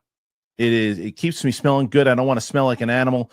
And I get more confidence walking around the place. And I know that if I'm sitting on a subway next to somebody, they're not going to be looking at me going, what's that? It's not me because I got Mando. That's right. It's safe to use anywhere in your body. It doesn't matter if it's your pits, your balls, your thigh folds, your belly buttons. It doesn't matter. It's created by a doctor who saw firsthand how normal BO was being misdiagnosed and mistreated. It is clinically proven to block odor all day and control odor up to 72 hours. All products are baking soda free. It is clinically proven to control odor better than a shower with soap alone. That's the best. If you want to try America's #1 whole body deodorant formula right now. You can find them in Walmart, Target, other retailers across the country. Best deals, you go to shopmando.com. Control body odor anywhere with Shop Mando. You get 5% off your starter pack. That's over 40% off. You got to use that promo code, though, Kristian, at shopmando.com. Please go and check that out. You're going to love Shop Mando. Now, the other thing, I've been, as I mentioned, my health is very important to me right now. And I want to eat better. I want to do that. And it's all about HelloFresh. I was so excited the other day when that box showed up, John. Oh, yeah. We were ready. We were cooking chicken. We were cooking burgers, a lot of stuff, really good stuff. And if you're tired of figuring out what's for dinner every time, what's for dinner, especially on the busy weekends, you get dinner done the easy way. And that's because of HelloFresh. It's easy to find time and eat well with 50 wholesome, hassle-free meals to choose from each week delivered to your door. HelloFresh's new ready-made meals go from the fridge to your fork, just 3 minutes. Awesome. So if you haven't already tried them, you really should, because it saves you so much time. You can save valuable time with fewer trips to the grocery store thanks to HelloFresh Market. Over 100 add-on items you can add to your weekly box, like breakfast, snacks, beverages. It's the best. Get up to 10 free meals and a high-free protein item for life at HelloFresh.com/Kristian10FM. One item per box with an active subscription. Free meals applied as discount on first box. New subscribers only. Varies by plan. So that's up to 10 free HelloFresh meals. You just got to go to HelloFresh.com/Kristian10FM.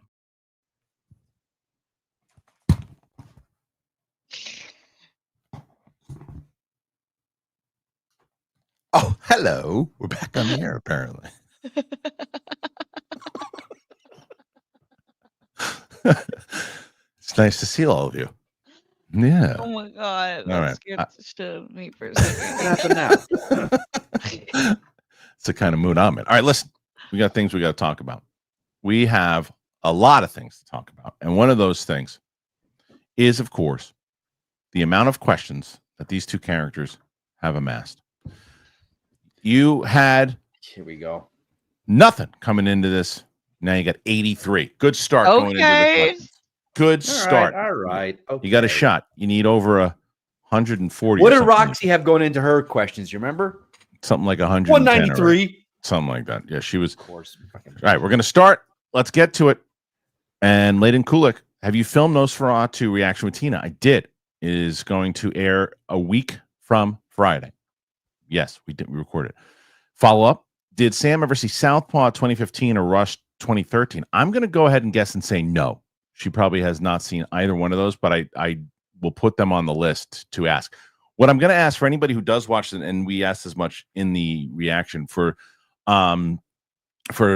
Tina, I need you guys in the comment section of Nosferatu to suggest movies. She has seen way more movies than Sam.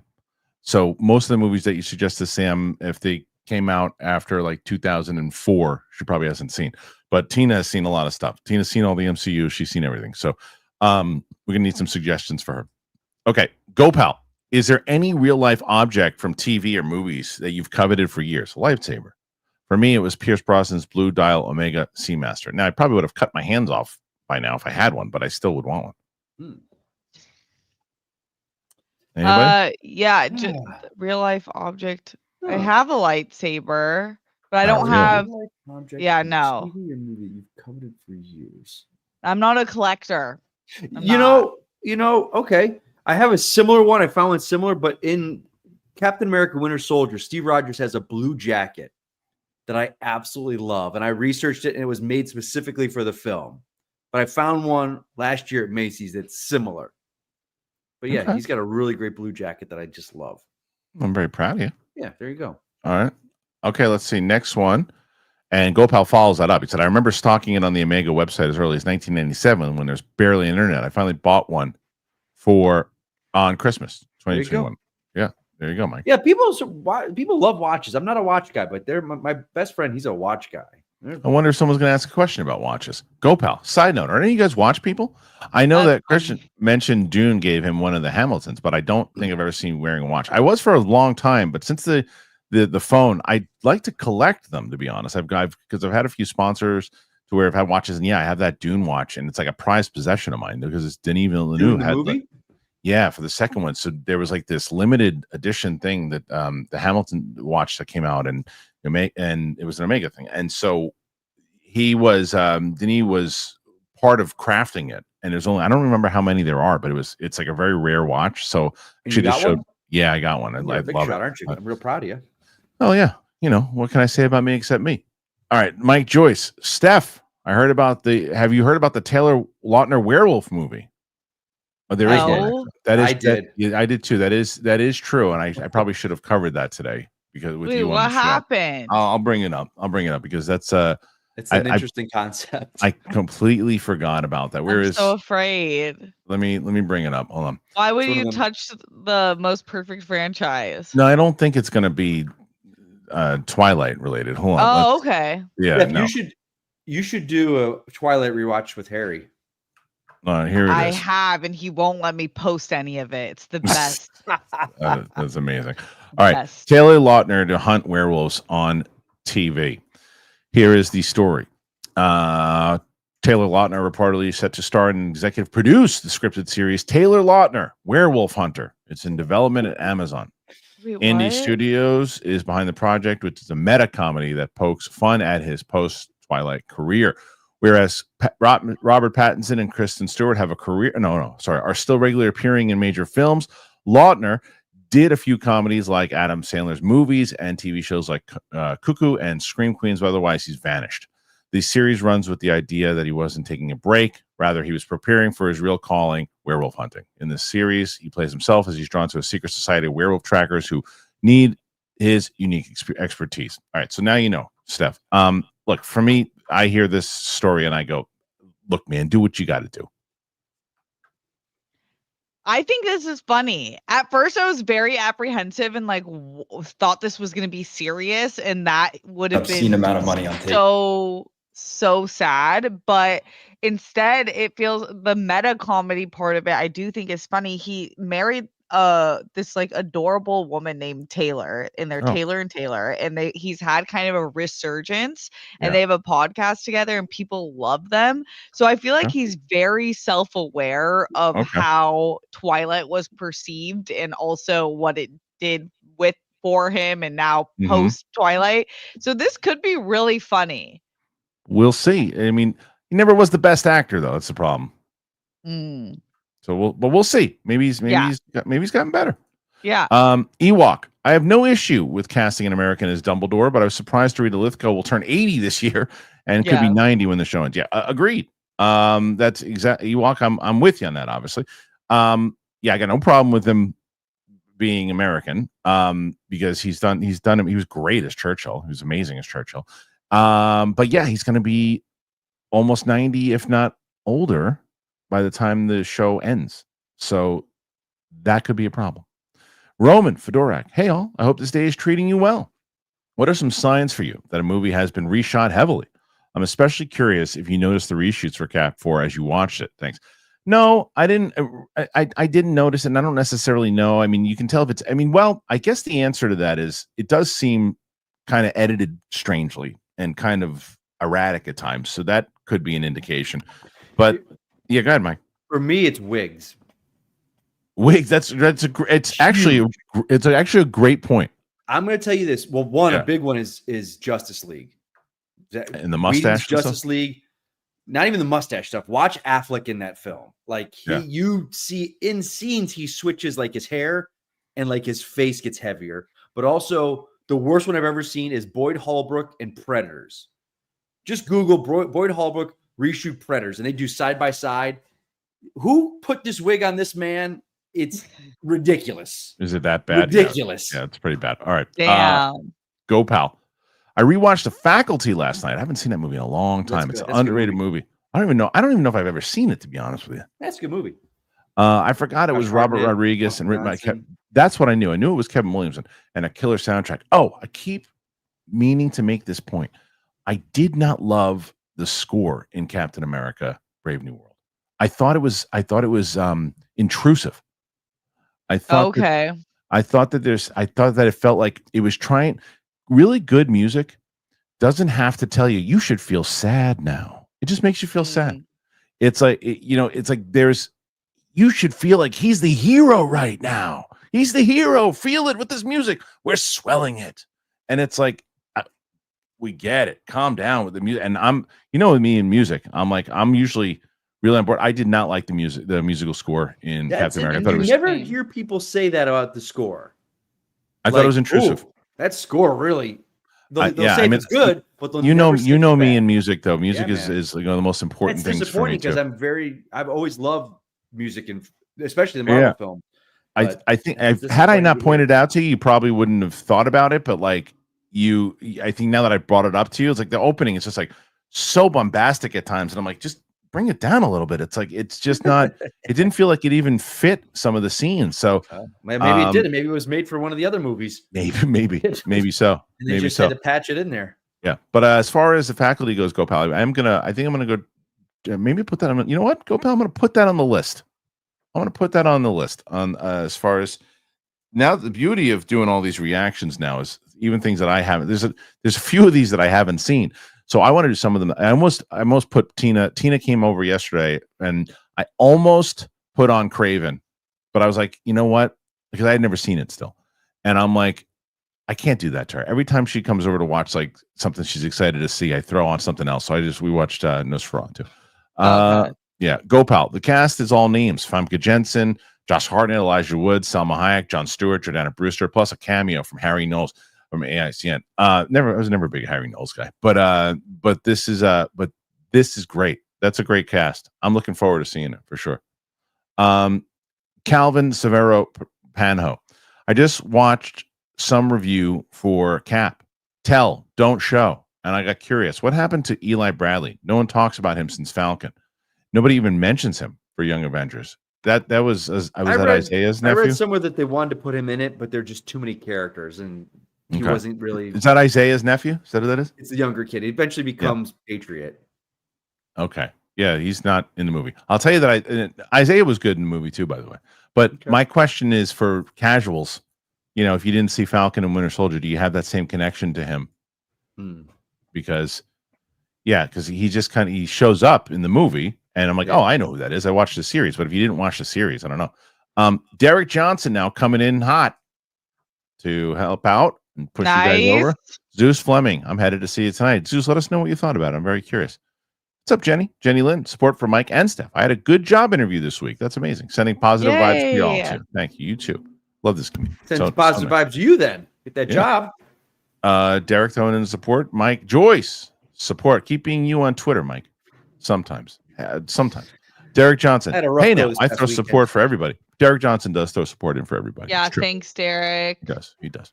Al Rensha. What are the chances we get Red Hulk and Thunderbolts? They have to bring in Muscle to fight Sentry because the Thunderbolts have no chance.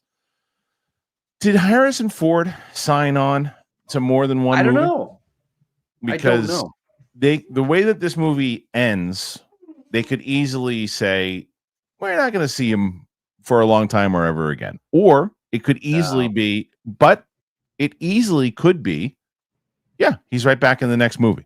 So the way that the movie ends, you could set it up. Don't tell me how it ends. I'm not telling you. I'm just telling you that they set it up in a way that it's not a spoiler. Just they set it up. Set it up that he could either be there or not be there. That's all I'm saying. So that's why when you answer the chances.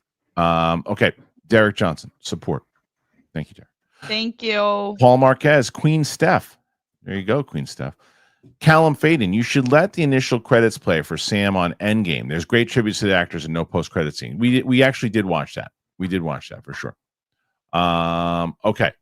Let's see. Next one. And we get, where is it? I'm almost there. Are you guys watching Cobra Kai, by the way? The new one to the end of the season? No. I haven't watched the end yet. Derek Johnson. Thank you, Derek. There's a bunch here from Derek. Call me Jabba. You know what? Someone coined this, and I have to give the person their credit. We are now calling it the SamCU, which I love. The SamCU. Okay. It's really good. Okay. The SamCU rewatch I'm most hyped for is the Amazing Spider-Man 2. Gwen, I think that's going to get her. I think No Way Home is going to get her. I think Guardians 3 is going to put her out. She's gonna be in bad shape with Guardians 3. Joshua Gonzalez. I'll pretend to be an influencer and go pure critic. Good luck to you, because they'll catch on quick. Mike Joyce. Someone raised this question in the comments section the other day, and I'm curious now. Why don't you put your host social in the episode description? Well, I'll start doing it. There you go. You don't know. Yeah. You know what? Oh. Luke and PLD are watching right now.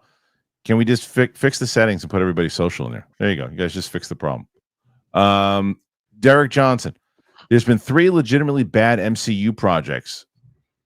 Multiverse of Madness, which I didn't love. I agree. Secret Invasion, I didn't even finish. Watched 2 episodes, so I don't disagree. Thor: Love and Thunder. Yep. Over a decade. And he didn't. You missed. Hold on, let me rewrite that for you, Derek. There's been 4 legitimately really bad MCU projects: Multiverse of Madness, Secret Invasion, Thor: Love and Thunder, and the Marvels over a decade. The rest were just fine, and some were amazing. I'll jump on the they're in trouble train when they hit me with DCEU level movies. Fair. RQMD SMD support for Steph and Mike's dogs. Yeah. Well, nice. Dogs were whining. Okay. And next one here, as we are getting to the line again, you guys are currently with 40 minutes left, 99. Okay. And about 141 or something. Almost there. Almost there. It's like every week you guys are crushing, but it's just like still not good enough. Servitor, I believe in Mike. Also, Dark Matter was awesome. It sure was. Have you watched Dark Matter, Steph? If you say no, you better. I'm gonna be mad at you. Oh my gosh. Come on. Pressure. How do you not watch Dark Matter? You would love that show. And that's not subtitles.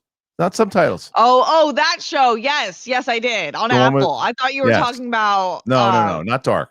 Dark. Okay. Yeah. No, Joel Edgerton and great show. Okay, I was gonna say it's such your show. I can't believe you aren't watching it. Apple's killing it for me. They're really good. Yeah. AD. Is this the worst Captain America movie or on par with the first Avenger? No way. I love the first Avenger. Also, how does this affect Marvel from getting a Cap sequel? It is 100% the worst out of the 4. There's no doubt about it. It's the worst out of the 4. Yeah. So does it affect Marvel from getting a Cap sequel? Probably, but it's not the last we'll see of Anthony Mackie's Captain America. There's no way he'll pop up in the Avengers for sure. Mirjam Serenity Moon. Didn't you watch The Pit? I know Roxy does. She talks about it on the show all the time. She loves it. Do you guys watch The Pit? No. I just watched. My buddies was in one episode, so I watched. Good. It's like ER meets 24. Oh yeah, it's not for me. So Derek Johnson, clear this up for future. Yes, I'm a Roka fan, but I also support Kristian in all the shows. My first big donations I did with Winston, and I've done some of it on every day. I enjoy the show as a whole and donate to everyone. I know you do. I just said that in the beginning, where it's like normally when Roka's getting to that high level, it's usually because you're in there kicking ass, and on Tuesdays it's usually because not that you put in on Tuesday also with Roxy, but Crystal is the one who's throwing her over the line every single time. Rob Tastic, do you guys think that they should do an extended cut for Cap 4 when it's on streaming to make a better movie? Do they have a better movie? I don't know. I don't know.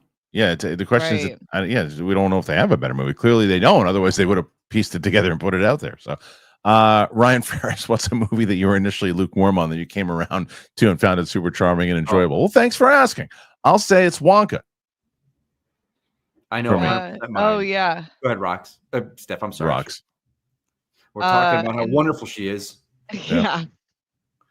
For me, it's Love. Not Love and Thunder. Ragnarok. Ragnarok. Yeah. I hated that film when I first saw remember. it. Yeah. But it's one of my favorites now. One of my favorites in the MCU. It's really funny. Yeah, it's got a good blend. We just watched it again. It's got such a good blend of it. Yeah, and I love Korg. I just love him. Even when he was in Endgame. So great. Oh, he's so good at Endgame. To me, the unsung hero of that movie is Mark Ruffalo. When he puts on, he's like, "Look at me, I'm Tony Stark." He puts the glasses on. Look at me, why are these pants so tight? Yep. Die. Good. Yeah, it's good. What about you, Steph? Movie that I was initially lukewarm on. Yeah, you said, "Oh, that's pretty damn good." You don't know? So you saw it the second time and thought that.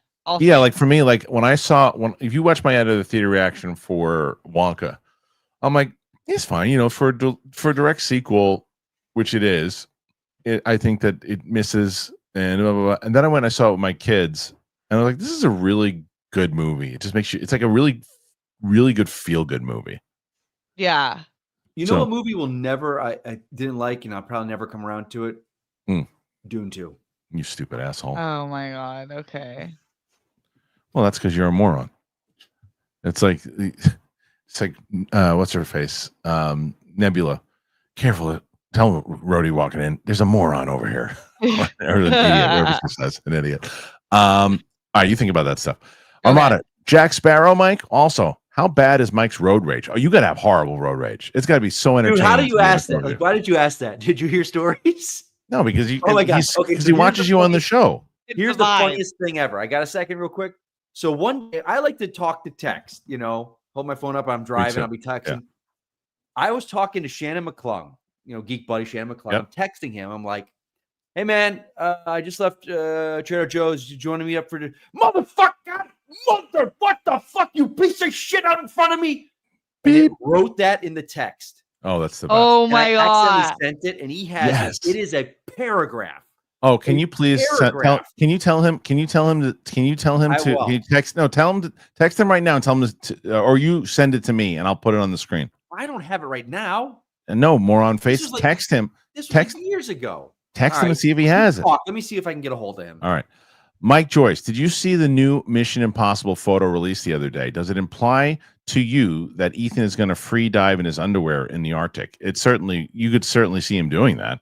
Oh my gosh. I totally see him doing that. So it's going to be some crazy stunts. That's what he does. Mirjam, support for Steph. And yes, you too, Mike. Thank you. Yeah, that's right.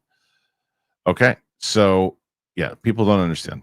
Never mind. I'm just going to ignore that stupid comment. All right, let's go. Next one. And this one is from Spoontastic 95, excuse me. I don't know how I got 97 out of that. Gotta say, I was skeptical, but that Sophie's Choice prequel series trailer looks great. What?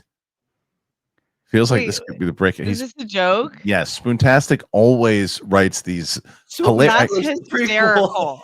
He's really he's really good. He's really good.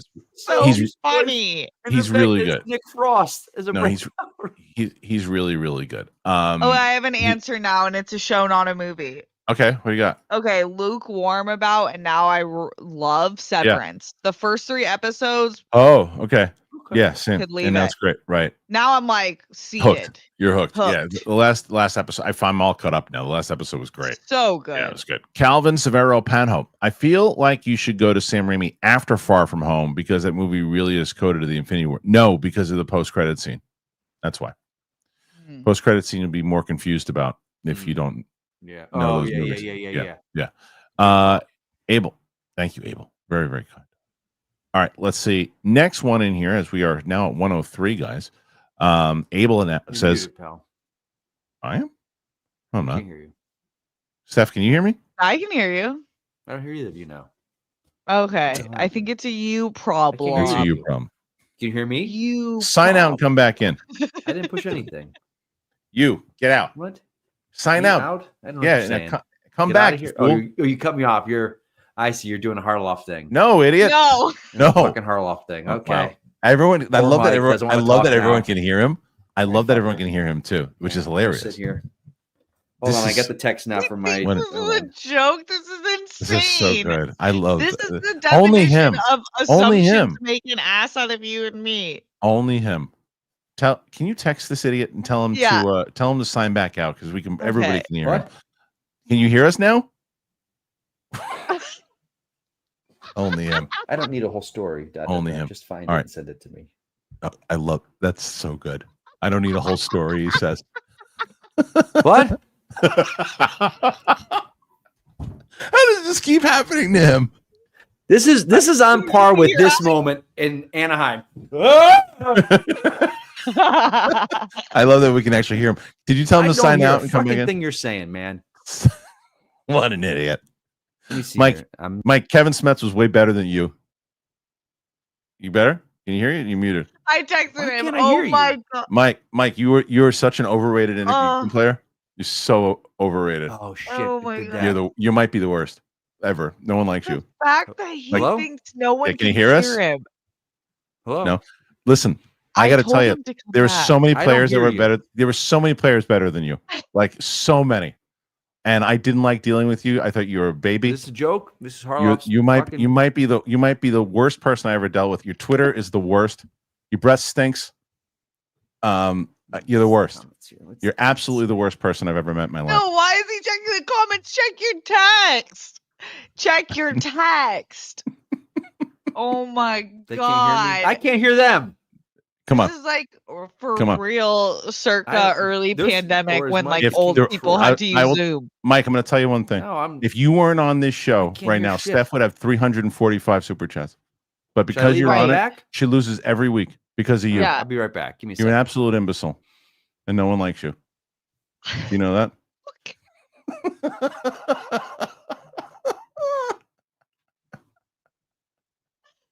Why is he It's only such him. an old man? It's the best. Huh? What? I mean, really, it's like you guys like should be the same vibe, but he is giving 75. It's the absolute best. Absolute best. And I love and you know here, let's see. Here he comes. Can you hear us now? Yeah, now I hear you. Can you hear me? Yes. Yeah, can you hear us? We heard we always heard you. We I always know heard you did. I couldn't hear you. That was the best. Oh my god, that makes it even funnier that you were just talking. That was absolutely best. Okay. I couldn't hear you. All right, we've had enough of you. Kristian, was Sam sad when Steve retired the same way she was when Tony? Not the same way, because she was happy for him. She was happy for him, and she was happy about the Peggy stuff. So no, not the same way, but she was definitely, she was sad because she loves Cap. Kyle Wilson, howdy. What Marvel property could attract Nolan? Didn't he say he didn't want to do it, or did he say which one? He said one of them that he wouldn't want to do. I can't remember. And I don't know, Mike. Do you think of a Nolan property that he could I do? don't think so. No, I don't think he so. did Right? what he wanted to do with comic book movies, and he's on his own. That's it. Yeah. Nathan Drake. Has anyone seen Better Man yet? It came out on digital. I'm curious to check it out. Same director's Greatest Showman, which I've heard nothing but great things about that movie. Not a lot of people have seen it. Yeah, I don't know why I saw it, and I just don't have the impulse yet, but I think I'm gonna check it out. Okay. Let's see. Next one. Thank you again, Nathan. Okay. We get some more support from Derek. We're Mad Sinister McCall. Mike, Adrian Brody decides he wants to kick your door down at 3 a.m. and he wants to fight you. Who's going to win in a hand-to-hand combat? Harloff, could you be Brody? Is Brody a fighter? Is he a brawler? Are we talking about the pianist actor? I'll Or, tell you yeah, this: or if I'm Brutalist, going against yeah. Adrian Brody and Predators, I might be in for a world of right. hurt. But if I got Adrian Brody and the Brutalist, I'm taking him down. Yeah, I feel like he's lanky. I feel like he's lanky. He's got reach, but I don't know how coordinated he is. So random. Yeah. Nathan Drake. I love the Lithgow choice for Dumbledore. Also, can we hear what Richard Harris thinks about the casting? Maybe Michael Caine can chime in. Sure. Hold on. Let's see if we can do this.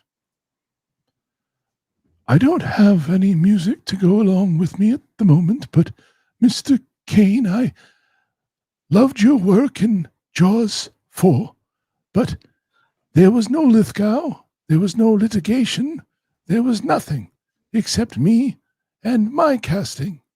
So what say you? Do you like shoes? Sometimes what I do is if I'm deciding if I'm going to take a part, like I did with the Jaws 4, is if I need another addition to the house, because they bought me a game room, or they call a main cave. So right now I'm sitting pretty, I'm retired. But if I were to need an addition, like a fourth bathroom, because the missus likes to have her own toiletries and they go all over the place. If I'm going to put in another bathroom, I think I'll go in there, and I think there's a part in the Harry Potter books where there's a rat. I think I just heard it. Perfect. All right. Some more support from Derek Johnson. Thank you, Nathan, for that one too. Please come back with no sound again.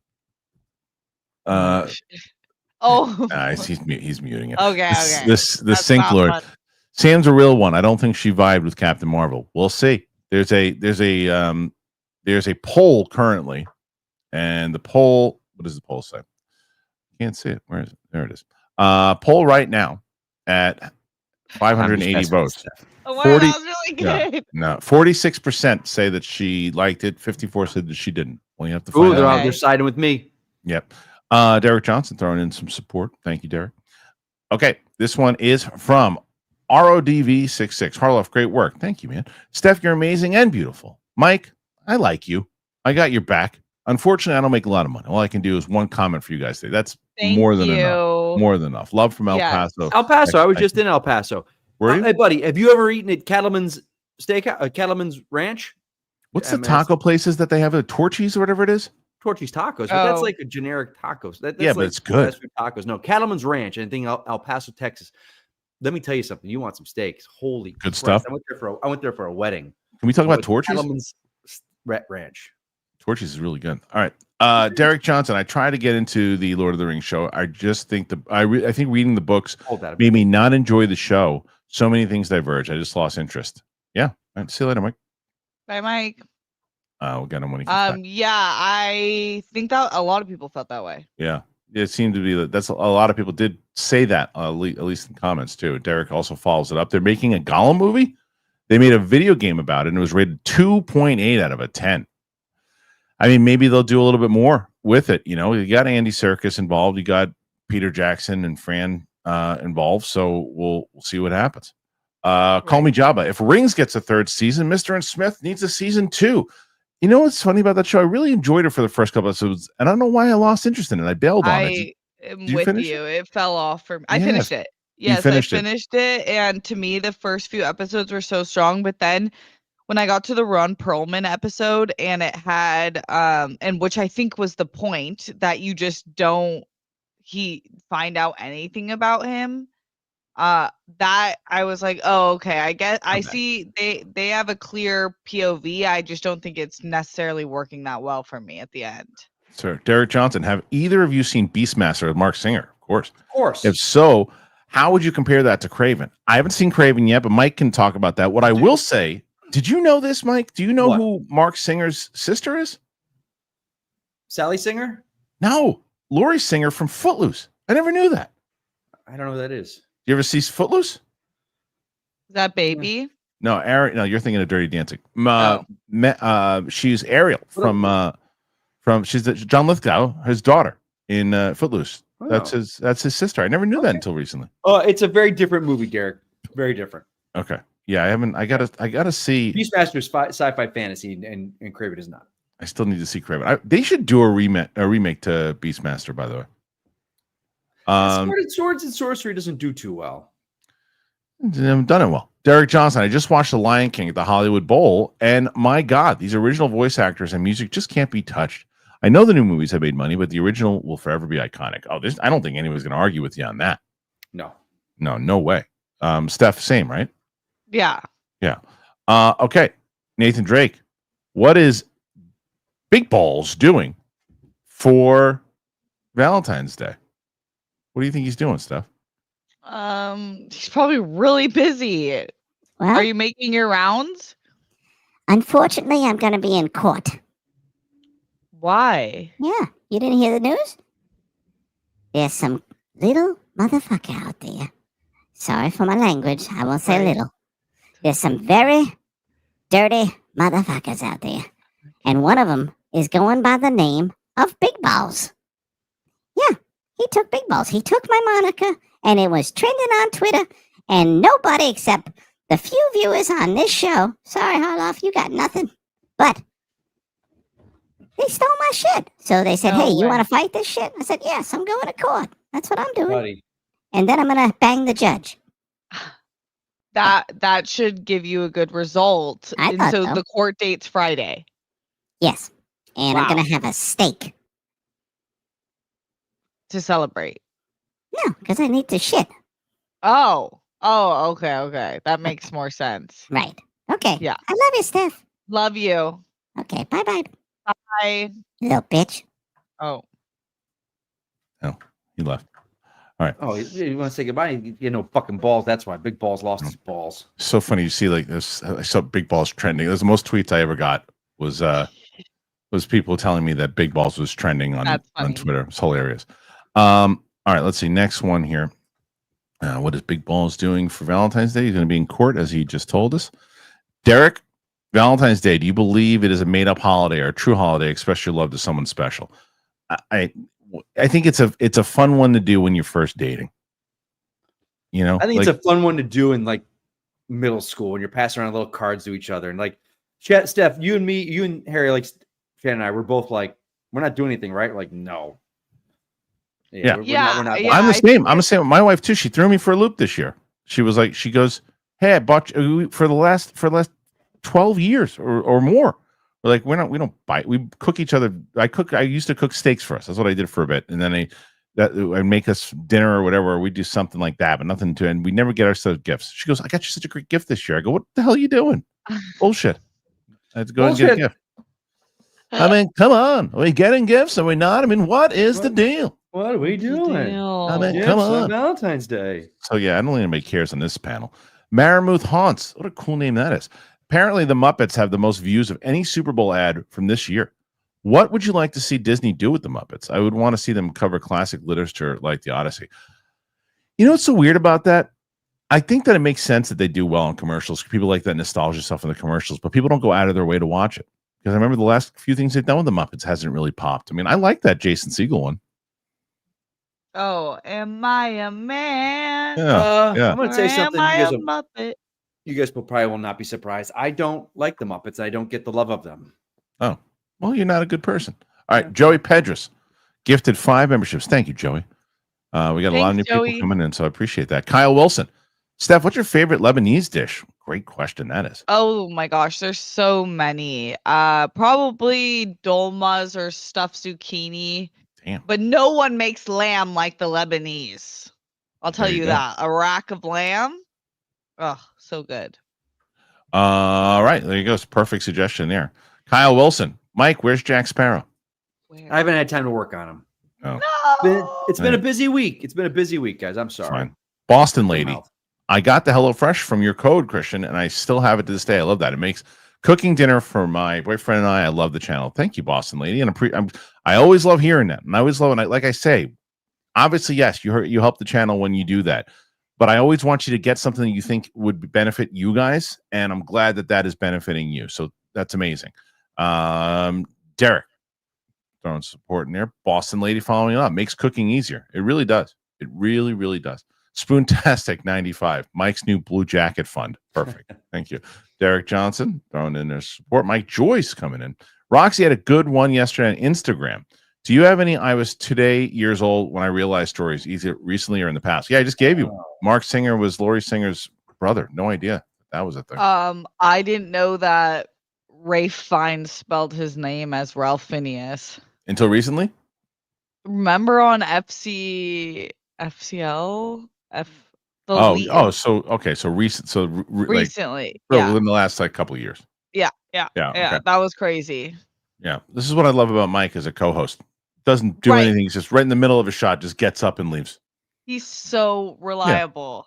Just it's what I like about you, Mike. Full pro, just right in the middle of a question, you just get up and just leave the chair. It's great. You shut your mouth. I had to take care of something. Oh, sure, why not? What do I have?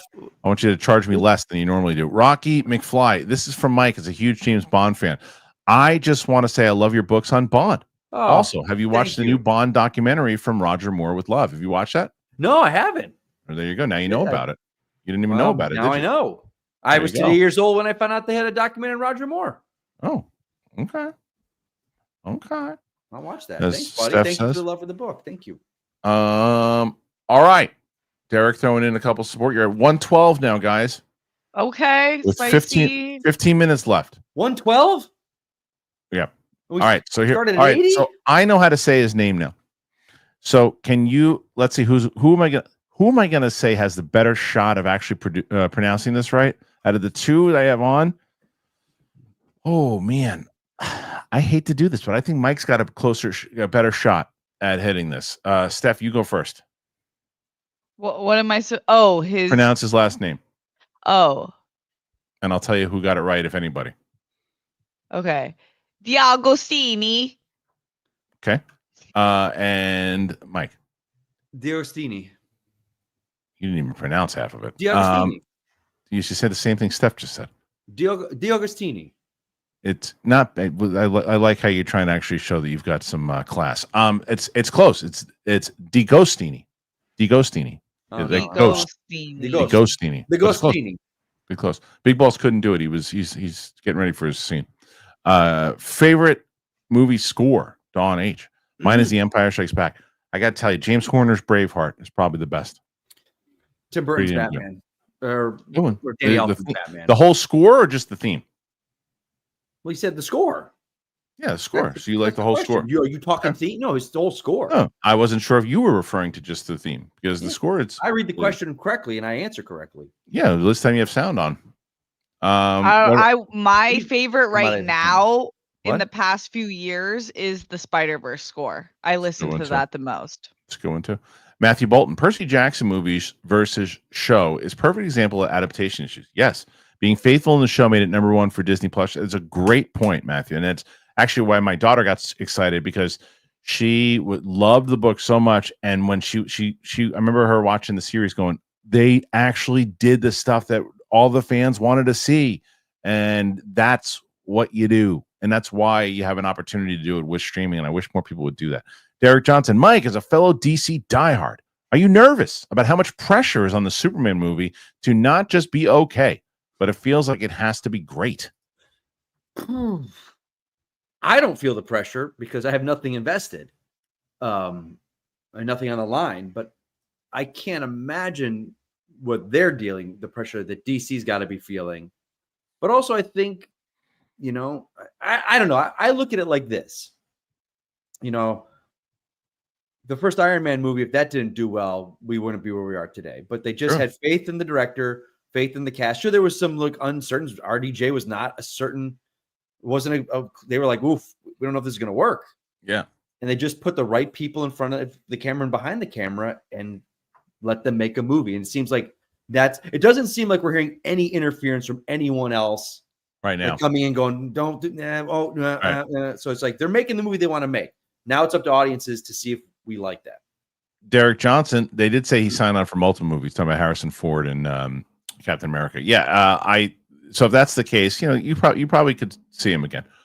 Derek, the Marvels are okay. I wouldn't say bad. I would, but I understand why people say it because the story was just not serviced at all. The action was great. I'm not looking forward to watching it again with Sam. I'll tell you that. I'm telling you that music scene on that planet was the stupidest thing I've ever seen. It was so stupid. It had nothing to do with any Marvel movie except like, oh, it would be a fun gimmick if we made everybody singing on the planet. Like, what are you talking about? It was horrible. It's horrible. Alexander Wilson. I was listening to a show and they said the people at Marvel have no faith in Cap 4 and just want to put it out and move on to Daredevil and Thunderbolts, which they said are infinitely better projects. Thoughts? It kind of lines up. It kind of lines up. I haven't seen Feige talking about Cap 4. That's what I mean. It kind of usually out there, especially during like the premiere. Did they have the official red carpet for it, like the premiere? Yeah. So I didn't even see him out there talking about it. He probably was, but it's not. It hasn't been as promoted. It does seem like they're like, okay, look, we're putting it out, we're doing it, we'll put the promotion on it, we'll do it, and then right in March, Daredevil comes. Let's hope everybody starts talking about Daredevil, and then right after Daredevil, if we hit as hard as we want to with that, then May you got Thunderbolts, and then if that hits, then Fantastic Four, and by the time we get to Fantastic Four, everybody will have forgotten that it was disappointing. So I wouldn't be surprised if they did that. What do you think, Steph? Yeah, I mean, I wouldn't be surprised either. That's kind of how it feels like, though I can't. I do think that they probably gave it their all, just under the conditions. It feels like it was a little hard. Nathan Drake, chances that you like Love and Thunder more when watching with Sam? Slim to none. I tried to watch it because I was going to watch it with my daughter and I did it. Well, I did a Marvel rewatch and she was watching it for the first time a few years ago. And we got up to, I think we hit Endgame and then I can't remember where we went after that. We might've gotten to Far From Home with my daughter. No. We got farther than that because she watched WandaVision. She watched Loki season 1. And because we watched a bunch because I took her to Ant-Man Quantumania. But we never watched Love and Thunder because at one point I was going to watch that with her. And I started when it hit Disney Plus, I was like, I'll watch the first 10 minutes and see. And I shut it off before I could even, it's horrible. It is horrible. It's like Saturday Night Live asked Chris Hemsworth to play Thor in a scene in the same way that what's his face from Gladiator 2 what's Paul Mescal, like that Did you see that when he was doing the musical version of Gladiator 2 on Saturday Night Live? Yeah. That's what Thor 4 was. It was him doing that, but except he wanted us to believe it was the same character that we've seen in all those movies. It's like he didn't evolve at all after he went through that entire emotional run of what happened in Endgame. He goes through this whole thing, and now he's a goofy idiot again. And it's horrible. It's absolutely it's a disgrace, that movie. All right, next one is Go Pal. That's because you're a moron. Reminded me of Veronica's dad from Heathers. That should go on the list if you have someone who hasn't seen it. I can't imagine you got to remember the people that I have, like Tina, Sadie, and Sam are all 80s, 90s kids. So they've all seen that movie, but I'll put it on there and see, because there was some I put on there that I have to take off because even Sam saw some of these. Although Sam's never seen The Matrix, which is interesting. Oh, that I'm very excited about. So good. Yeah, support from Thank Derek. you. Yeah, 124. Need about 120 to or something like that. Easy. Steph, With 10 minutes to go. Don H. Support for Mike's hearing. Yep. What? RQ MD. Support for Steph and Old Man Mike. Yep, Yeah. There you go. Mike Joyce. Mike needs Snickers to sponsor him. He really does. He would be. Yeah, perfect. Man, Mike, do you go out for commercials? I don't anymore. Oh, that would be. That's a missed opportunity. I feel like you could be like a Dos Equis, but like funnier version, like definitely. the diva. Yes. Yeah. The Aaron diva of Dos Equis? For Snickers. For Snickers. The hangry Aaron, guy? the creative. I know you guys said the Grogu film will do well, but do you think with the misses of Acolyte, Skeleton Crew, and Mando Season 3 that this movie may underperform or bomb? It won't bomb. It won't bomb. Underperform is a possibility. It depends on how the movie is, right? Underperform is possible. Bomb? No. It's a Star Wars movie, and people are going to do similar to what Steph said before with the Valentine's Day thing, where let's go see a movie. There's a new Star Wars movie out in the theater. You want to go see that? And that's what they're going to do. It's going to do the move, and because I also think it's going to be a lower budget. I don't think it's going to have the big $200 million budget that these things do, because it was kind of built for television. At least I don't think it should. But no, I think it's going to do well. But Steph, what do you think? Yeah, I think it's going to do well. And you also, kids love Grogu. Young kids are going to be able to see this with no reference to Mandalorian and probably still like it. So I can imagine most parents will be taking kids and their friends to this movie. It's going to do well. Mike, anyway, this bombs? No.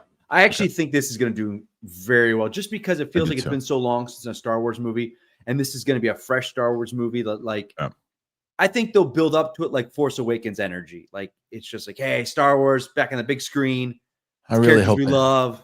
I really hope they make it feel more like the old school, the only problem practical I can see effects type stuff. And again, it won't. I think this will affect early reactions and reviews. Is if it just feels like a glorified episode of TV, right? Like what Cap it's is possible. Doing. So then people will go, well, I'll just wait for it to come on streaming. Well, I mean, but look at Moana 2. Moana 2 felt like a Disney Plus movie, and that thing made $1 billion. It's animated though. Those seem like a different ballpark. That's true. Ryan S. Will Smith posted that Hitch came out 20 years ago this week. Crazy. That is crazy. Apparently, they're working on a second one. What's your favorite romantic comedy? Pretty Woman. How about you guys? Maybe either When Harry Met Sally or I Love Crazy Rich Asians. I was gonna say the other one I liked was that one with Ryan Gosling. Was it Crazy Stupid Love? Is that what it's called? Oh, that was so good with Emma. Yeah. That was a I'd say really good one. Would Wedding Crashers be a romantic comedy or just a comedy? I think it's a romantic. I don't know. I think it's a romantic comedy with Rachel McAdams and Owen Wilson. Yeah. It's tough. No, Steph, it doesn't count.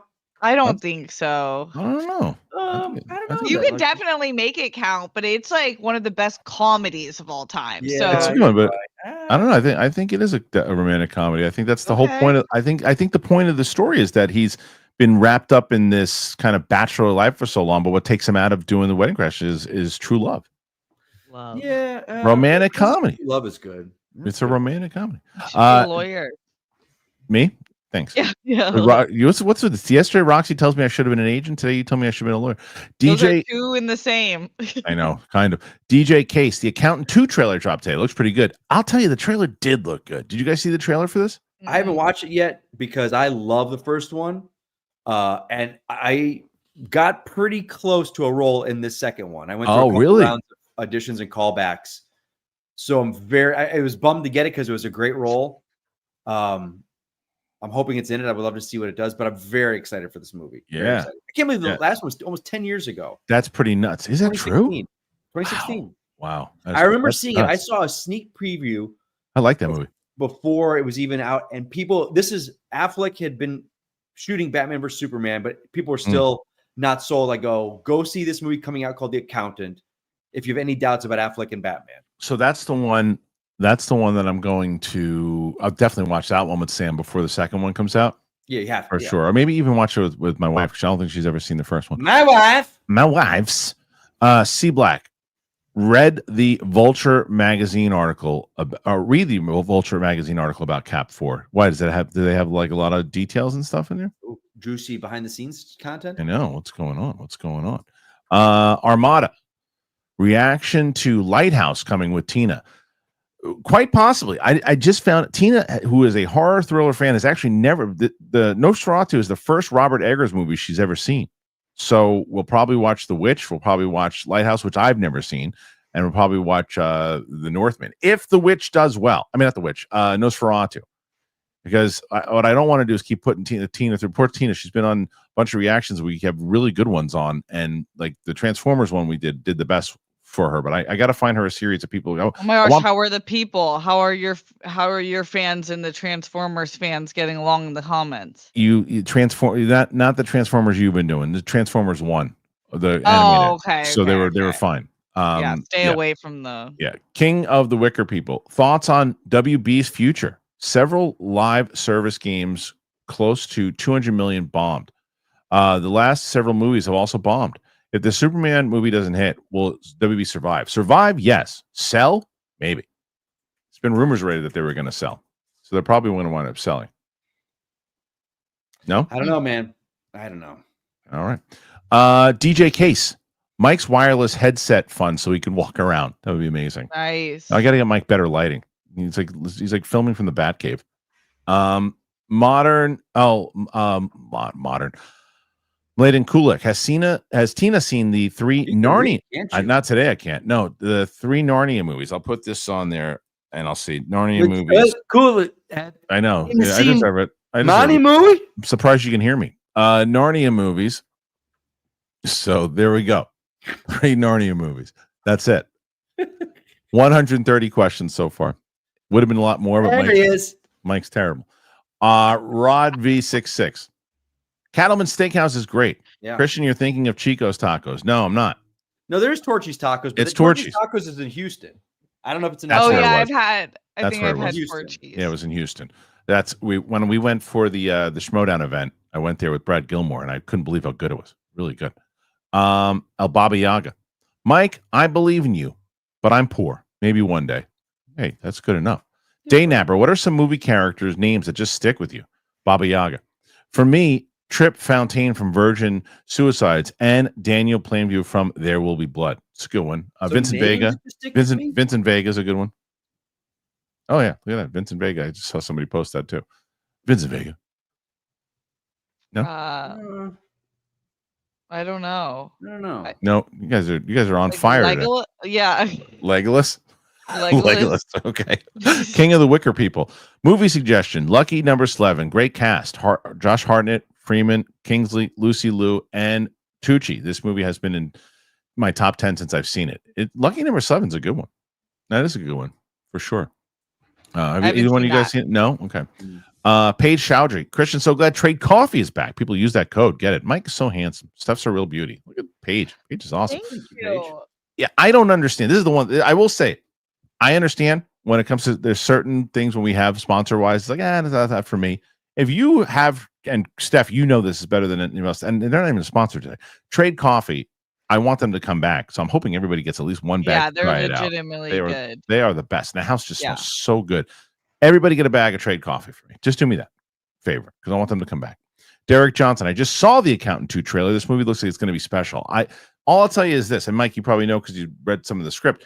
It's more of a team up in this one with it's both Ben Affleck and John Bernthal together, which I think is an added bonus here. Yeah. Was Bernthal in the first one? Yeah, he was, yeah. right? Because I gotta you see don't the know movie. he's his brother. You Right. don't know. They don't. Okay, I got to see it again till the end. Yeah. And Gavin O'Connor was even saying he's got ideas for a third one out. Did Gavin O'Connor direct that first one? Yeah. Did both of them. Okay, I've got to rewatch him. Gavin He O'Connor. so the screening I went to, he was there. It was one of those secret screenings where they didn't tell you, and he came out and talked afterwards. Really good guy, really nice. Gavin guy. O'Connor is a very, very He did underrated. Warrior, right? He did Warrior. He did Miracle. He is a very, very underrated director. He's one of those guys that comes in. I think he's just a level of recognition below like Mangold. Yeah, where their filmographies they do these like Mangold. I didn't realize he did the Opland. No, the Chalamet movie. Ferrari. Oh yeah, the Complete Unknown. Yeah. So it's like they just I think I've always liked his work. All right, next one here, and this is from Al Rencha. Just saw the Accountant 2 trailer. Looks good, really does. Have to check it out. Moramoth Haunts. Just watched Spirited Away. I loved it. My favorite Ghibli movie. Kristian has a beautiful score that adds to the movie. Hayashi doesn't miss. I've never seen Spirited Away.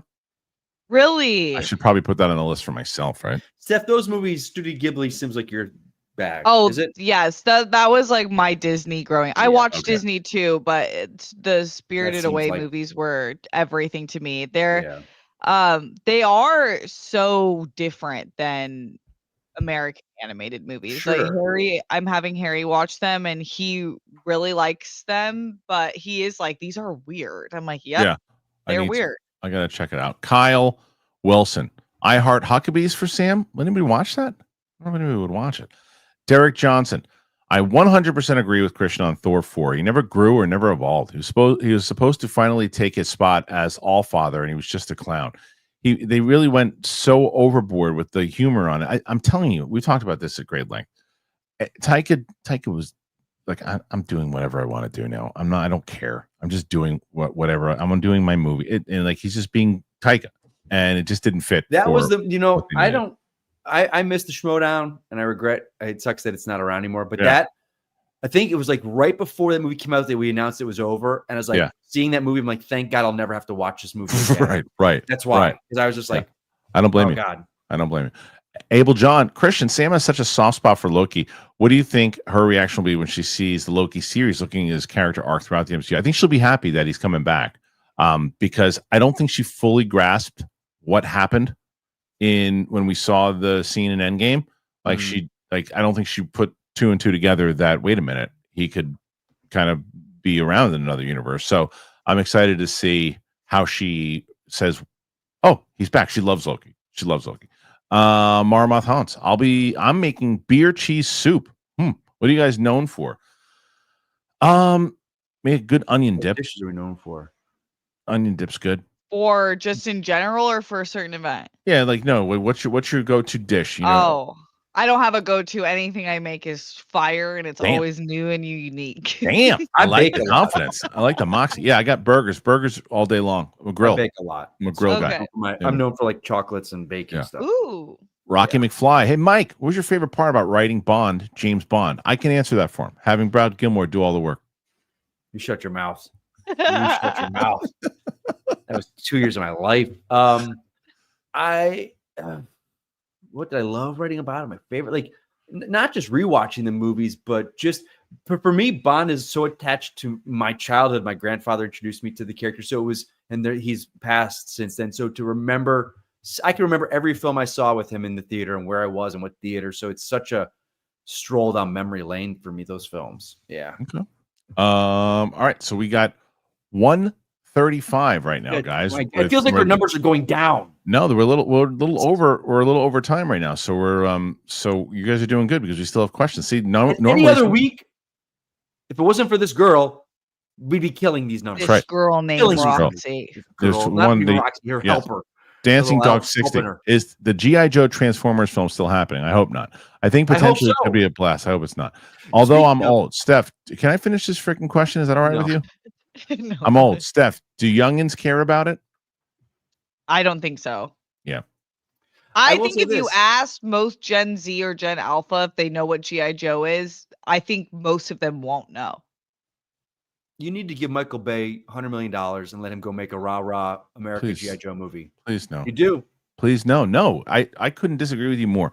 I would say, if anything, you turn it into a series. I think someone suggested this the other day, and you go with the Marvel. You go with the Marvel G.I. Joe comics, and you do the first 80 issues as 5 seasons and of that's television. that's all American military. You're damn right. I know, but you do, but you don't do it. You don't. Michael Bay couldn't TV get series, yeah, I get you. Get him out of there. Day Napper, how do you feel about people that put their TV in the wrong spot above the fireplace? My wife was very, very clear that was not happening. You got any TV room pet peeves? I hate wall-mounted TVs. I hate them with a passion. Damn.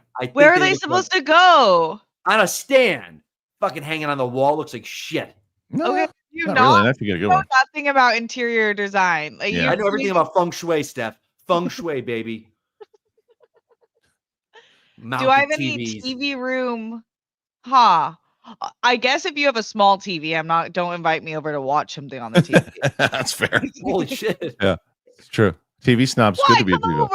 No, it's good to be a TV multiple snob. things going on here. Yeah. C Black. The article said Harrison Ford was a diva, and the director was over his head. Really? Oh.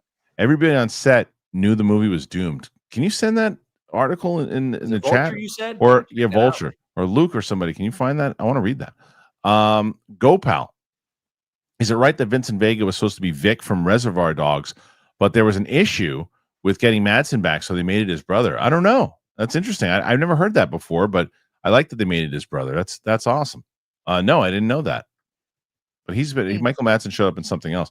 There's been a couple Tarantino movies that Sam has not seen, so we'll be watching some of those. She'd never seen Once Upon a Time in Hollywood. Ooh. Okay. That one we're definitely gonna do. Yeah. Kyle Wilson, keep firing a-holes. That's a great Spaceballs quote. Mine is, we ain't found shit. My favorite. That's not them. That's their stunt doubles. Yeah. It's amazing. So good. Let's see if Mike can guess this movie, because I don't think Steph's going to know it.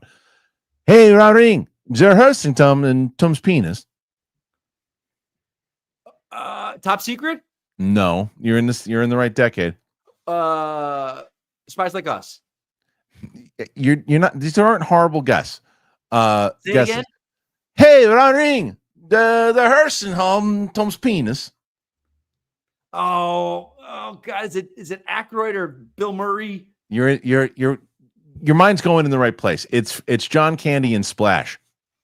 Oh, and he's in the water with the fishing pole. It's right. No, it's before that. It's them getting into the room, and they got to talk to the Swedish guy, and he's like, and he steps up. They're pretending they're the Swedish doctors, and out of nowhere he goes, "The first from Tom's penis," and then the guy it's basically say, Hey babe, I have a 12-inch penis. He said he got it from Penthouse or something. It's hilarious. All right, so B. Gill Studios. Feige never spoke at the Captain 4 red carpet. There you go, Mike. That's telling. It's telling. Yeah, like, it is watch that man. He loves to talk about his movies, and if he's not there talking, something stinks in fucking Denmark. Denver. No, come on, you got to steal Denver. Daynapper. What Batman actor would make the best James Bond? Was Batman actor? Well, Bale. Yeah. I mean, out of all the Batman actors, Pattinson would be pretty good too, I think. But Bale. Yeah, but Christian Bale's just like Bale. Al Rencha. I could see Mike as the All-State Mayhem guy, 100%. 100%. For sure. Absolutely. Although the dude from Oz that's doing it is like Sadie loves those commercials. I'm so good. They're so I need good. to be a character in like a car commercial that's like a road rage guy that like always causes accidents, and like make sure you got insurance so you don't have to deal with this guy. And there I am going. Yeah, you'd been great in those. You'd be great. Yeah. Okay. Dancing Dog 60. I miss second run theaters. So sad to see them gone. What is that? The dollar store No, theater? yeah, like they don't have those anymore, do they? They used to have a lot of them in Florida. Oh, we had a great one out here in LA. It was like $1. I saw Shawshank Redemption for $1 in 94. They filmed Don Juan at this theater near my house. It was a dollar run theater. Hey, Rodriguez. Joey Pedras. When do you think the big Superman push is going to start? Next month. WB can't wait until the next few weeks before people get hyped or Fantastic Four will run away with it. May Yeah. comes out in July. Well, That's when the big expected something in Super Bowl. They didn't really drop anything. Okay. I don't know. I can think May. Let's see. DJ Case gifted 10 memberships. Thank you, DJ. Holy moly. We should get 10 questions for 10 memberships. You already did. Check them out. Derek Johnson. What is wrong with you, Mike? Wall-mounted TVs are the best. You want to buy a $300 stand when I can just hang it on the wall? Caveman style decorating, man. I think you're in the minority here, Mike, because you got to. Wouldn't putting it on the wall be a caveman? Because you're drawing shit on your wall? No, you're more. Dancing Dog 60 TV. Just get a video projector. We don't need no TV. My brother's been doing that for years, and it's like you do it with the right surround I sound. have a video projector. The difference is, well, at least I find I have a really nice one too. If you watch a lot of TV and movies, it's not conducive. You run the light; they're not meant to last the way that you watch a TV for. Yeah, but it's really nice to have for movie nights, movies and stuff. Totally. More mouth haunts. I'll tell you that projector, by the way, it saved our lives as far as entertainment goes when I got here, because all of our stuff was on a truck, so we didn't have any of our TVs or anything. So I had that projector, and I was able to keep the kids busy with it. Maramouth Haunts. Read the EU comics; they're great. I haven't read. I mean, some of the old ones, I guess. But there's some good. There's some good ones for sure. DUI champ Kristian. Next week for my birthday, I'm going to the Comedy Cellar in the Village. Never been there. Do you have any advice on when's best to go? Sunday night, Monday night, 7 p.m. show 10. I could have told you years ago. I'm not as tuned into the comedy scene as I used to be. But the Comedy Cellar's got some great shows. I would look more so at the lineups that they have and see what kind of lineups, and to see if there's any comics there that you dig. And you never know who's going to pop in on any of those shows. So right. It just depends on when you're looking to go and who's on it. Thank you, by the way, DI Champ. Rocky McFly. Who is your favorite Bond director? Sam Mendes. Yeah, he is the best director overall, but in terms of just Bond films, I would say Lewis Gilbert. I'm gonna let Mike answer that one because Martin Campbell. Oh, he did Goldeneye and Casino Royale and revitalized the franchise twice. So yeah, Martin Campbell. Ewok. What's your favorite Bond song? These are all Mike questions right now. Mm-hmm. The Spy Who Loved Me has got a great Bond song. For Your Eyes Only, Sheena Easton. Okay, that's a good one. I like the Adele one. We Have All the Time in the World, Louis Armstrong. That's a good one too. We have all the time. I could actually do a good Louis Armstrong. Jack Lewis. Kristian, will you be checking out the final episodes of Cobra Kai? The show has come a long way from being a YouTube Red original. Netflix will be hard pressed to replace their 2 flagship shows ending this year. So there's three sections of the Cobra Kai finale season, right? So the first 6 I finished. I'm about 3 episodes into the second one, so I'm going to finish that, and then I'll probably watch the other ones too, because I even had Luke the other day. So you're going to react to the new ones? I'm like, probably not. I just don't have enough time to do it. But I forget. Did you say you watched them, Steph? Or you're not? No, I haven't. Okay. Favorite Bond villain, Mike? I love Silva. Harvey Bardem. I love him. It's good too. Ewok, favorite Bond villain's henchman. That's a good one. Odd Job.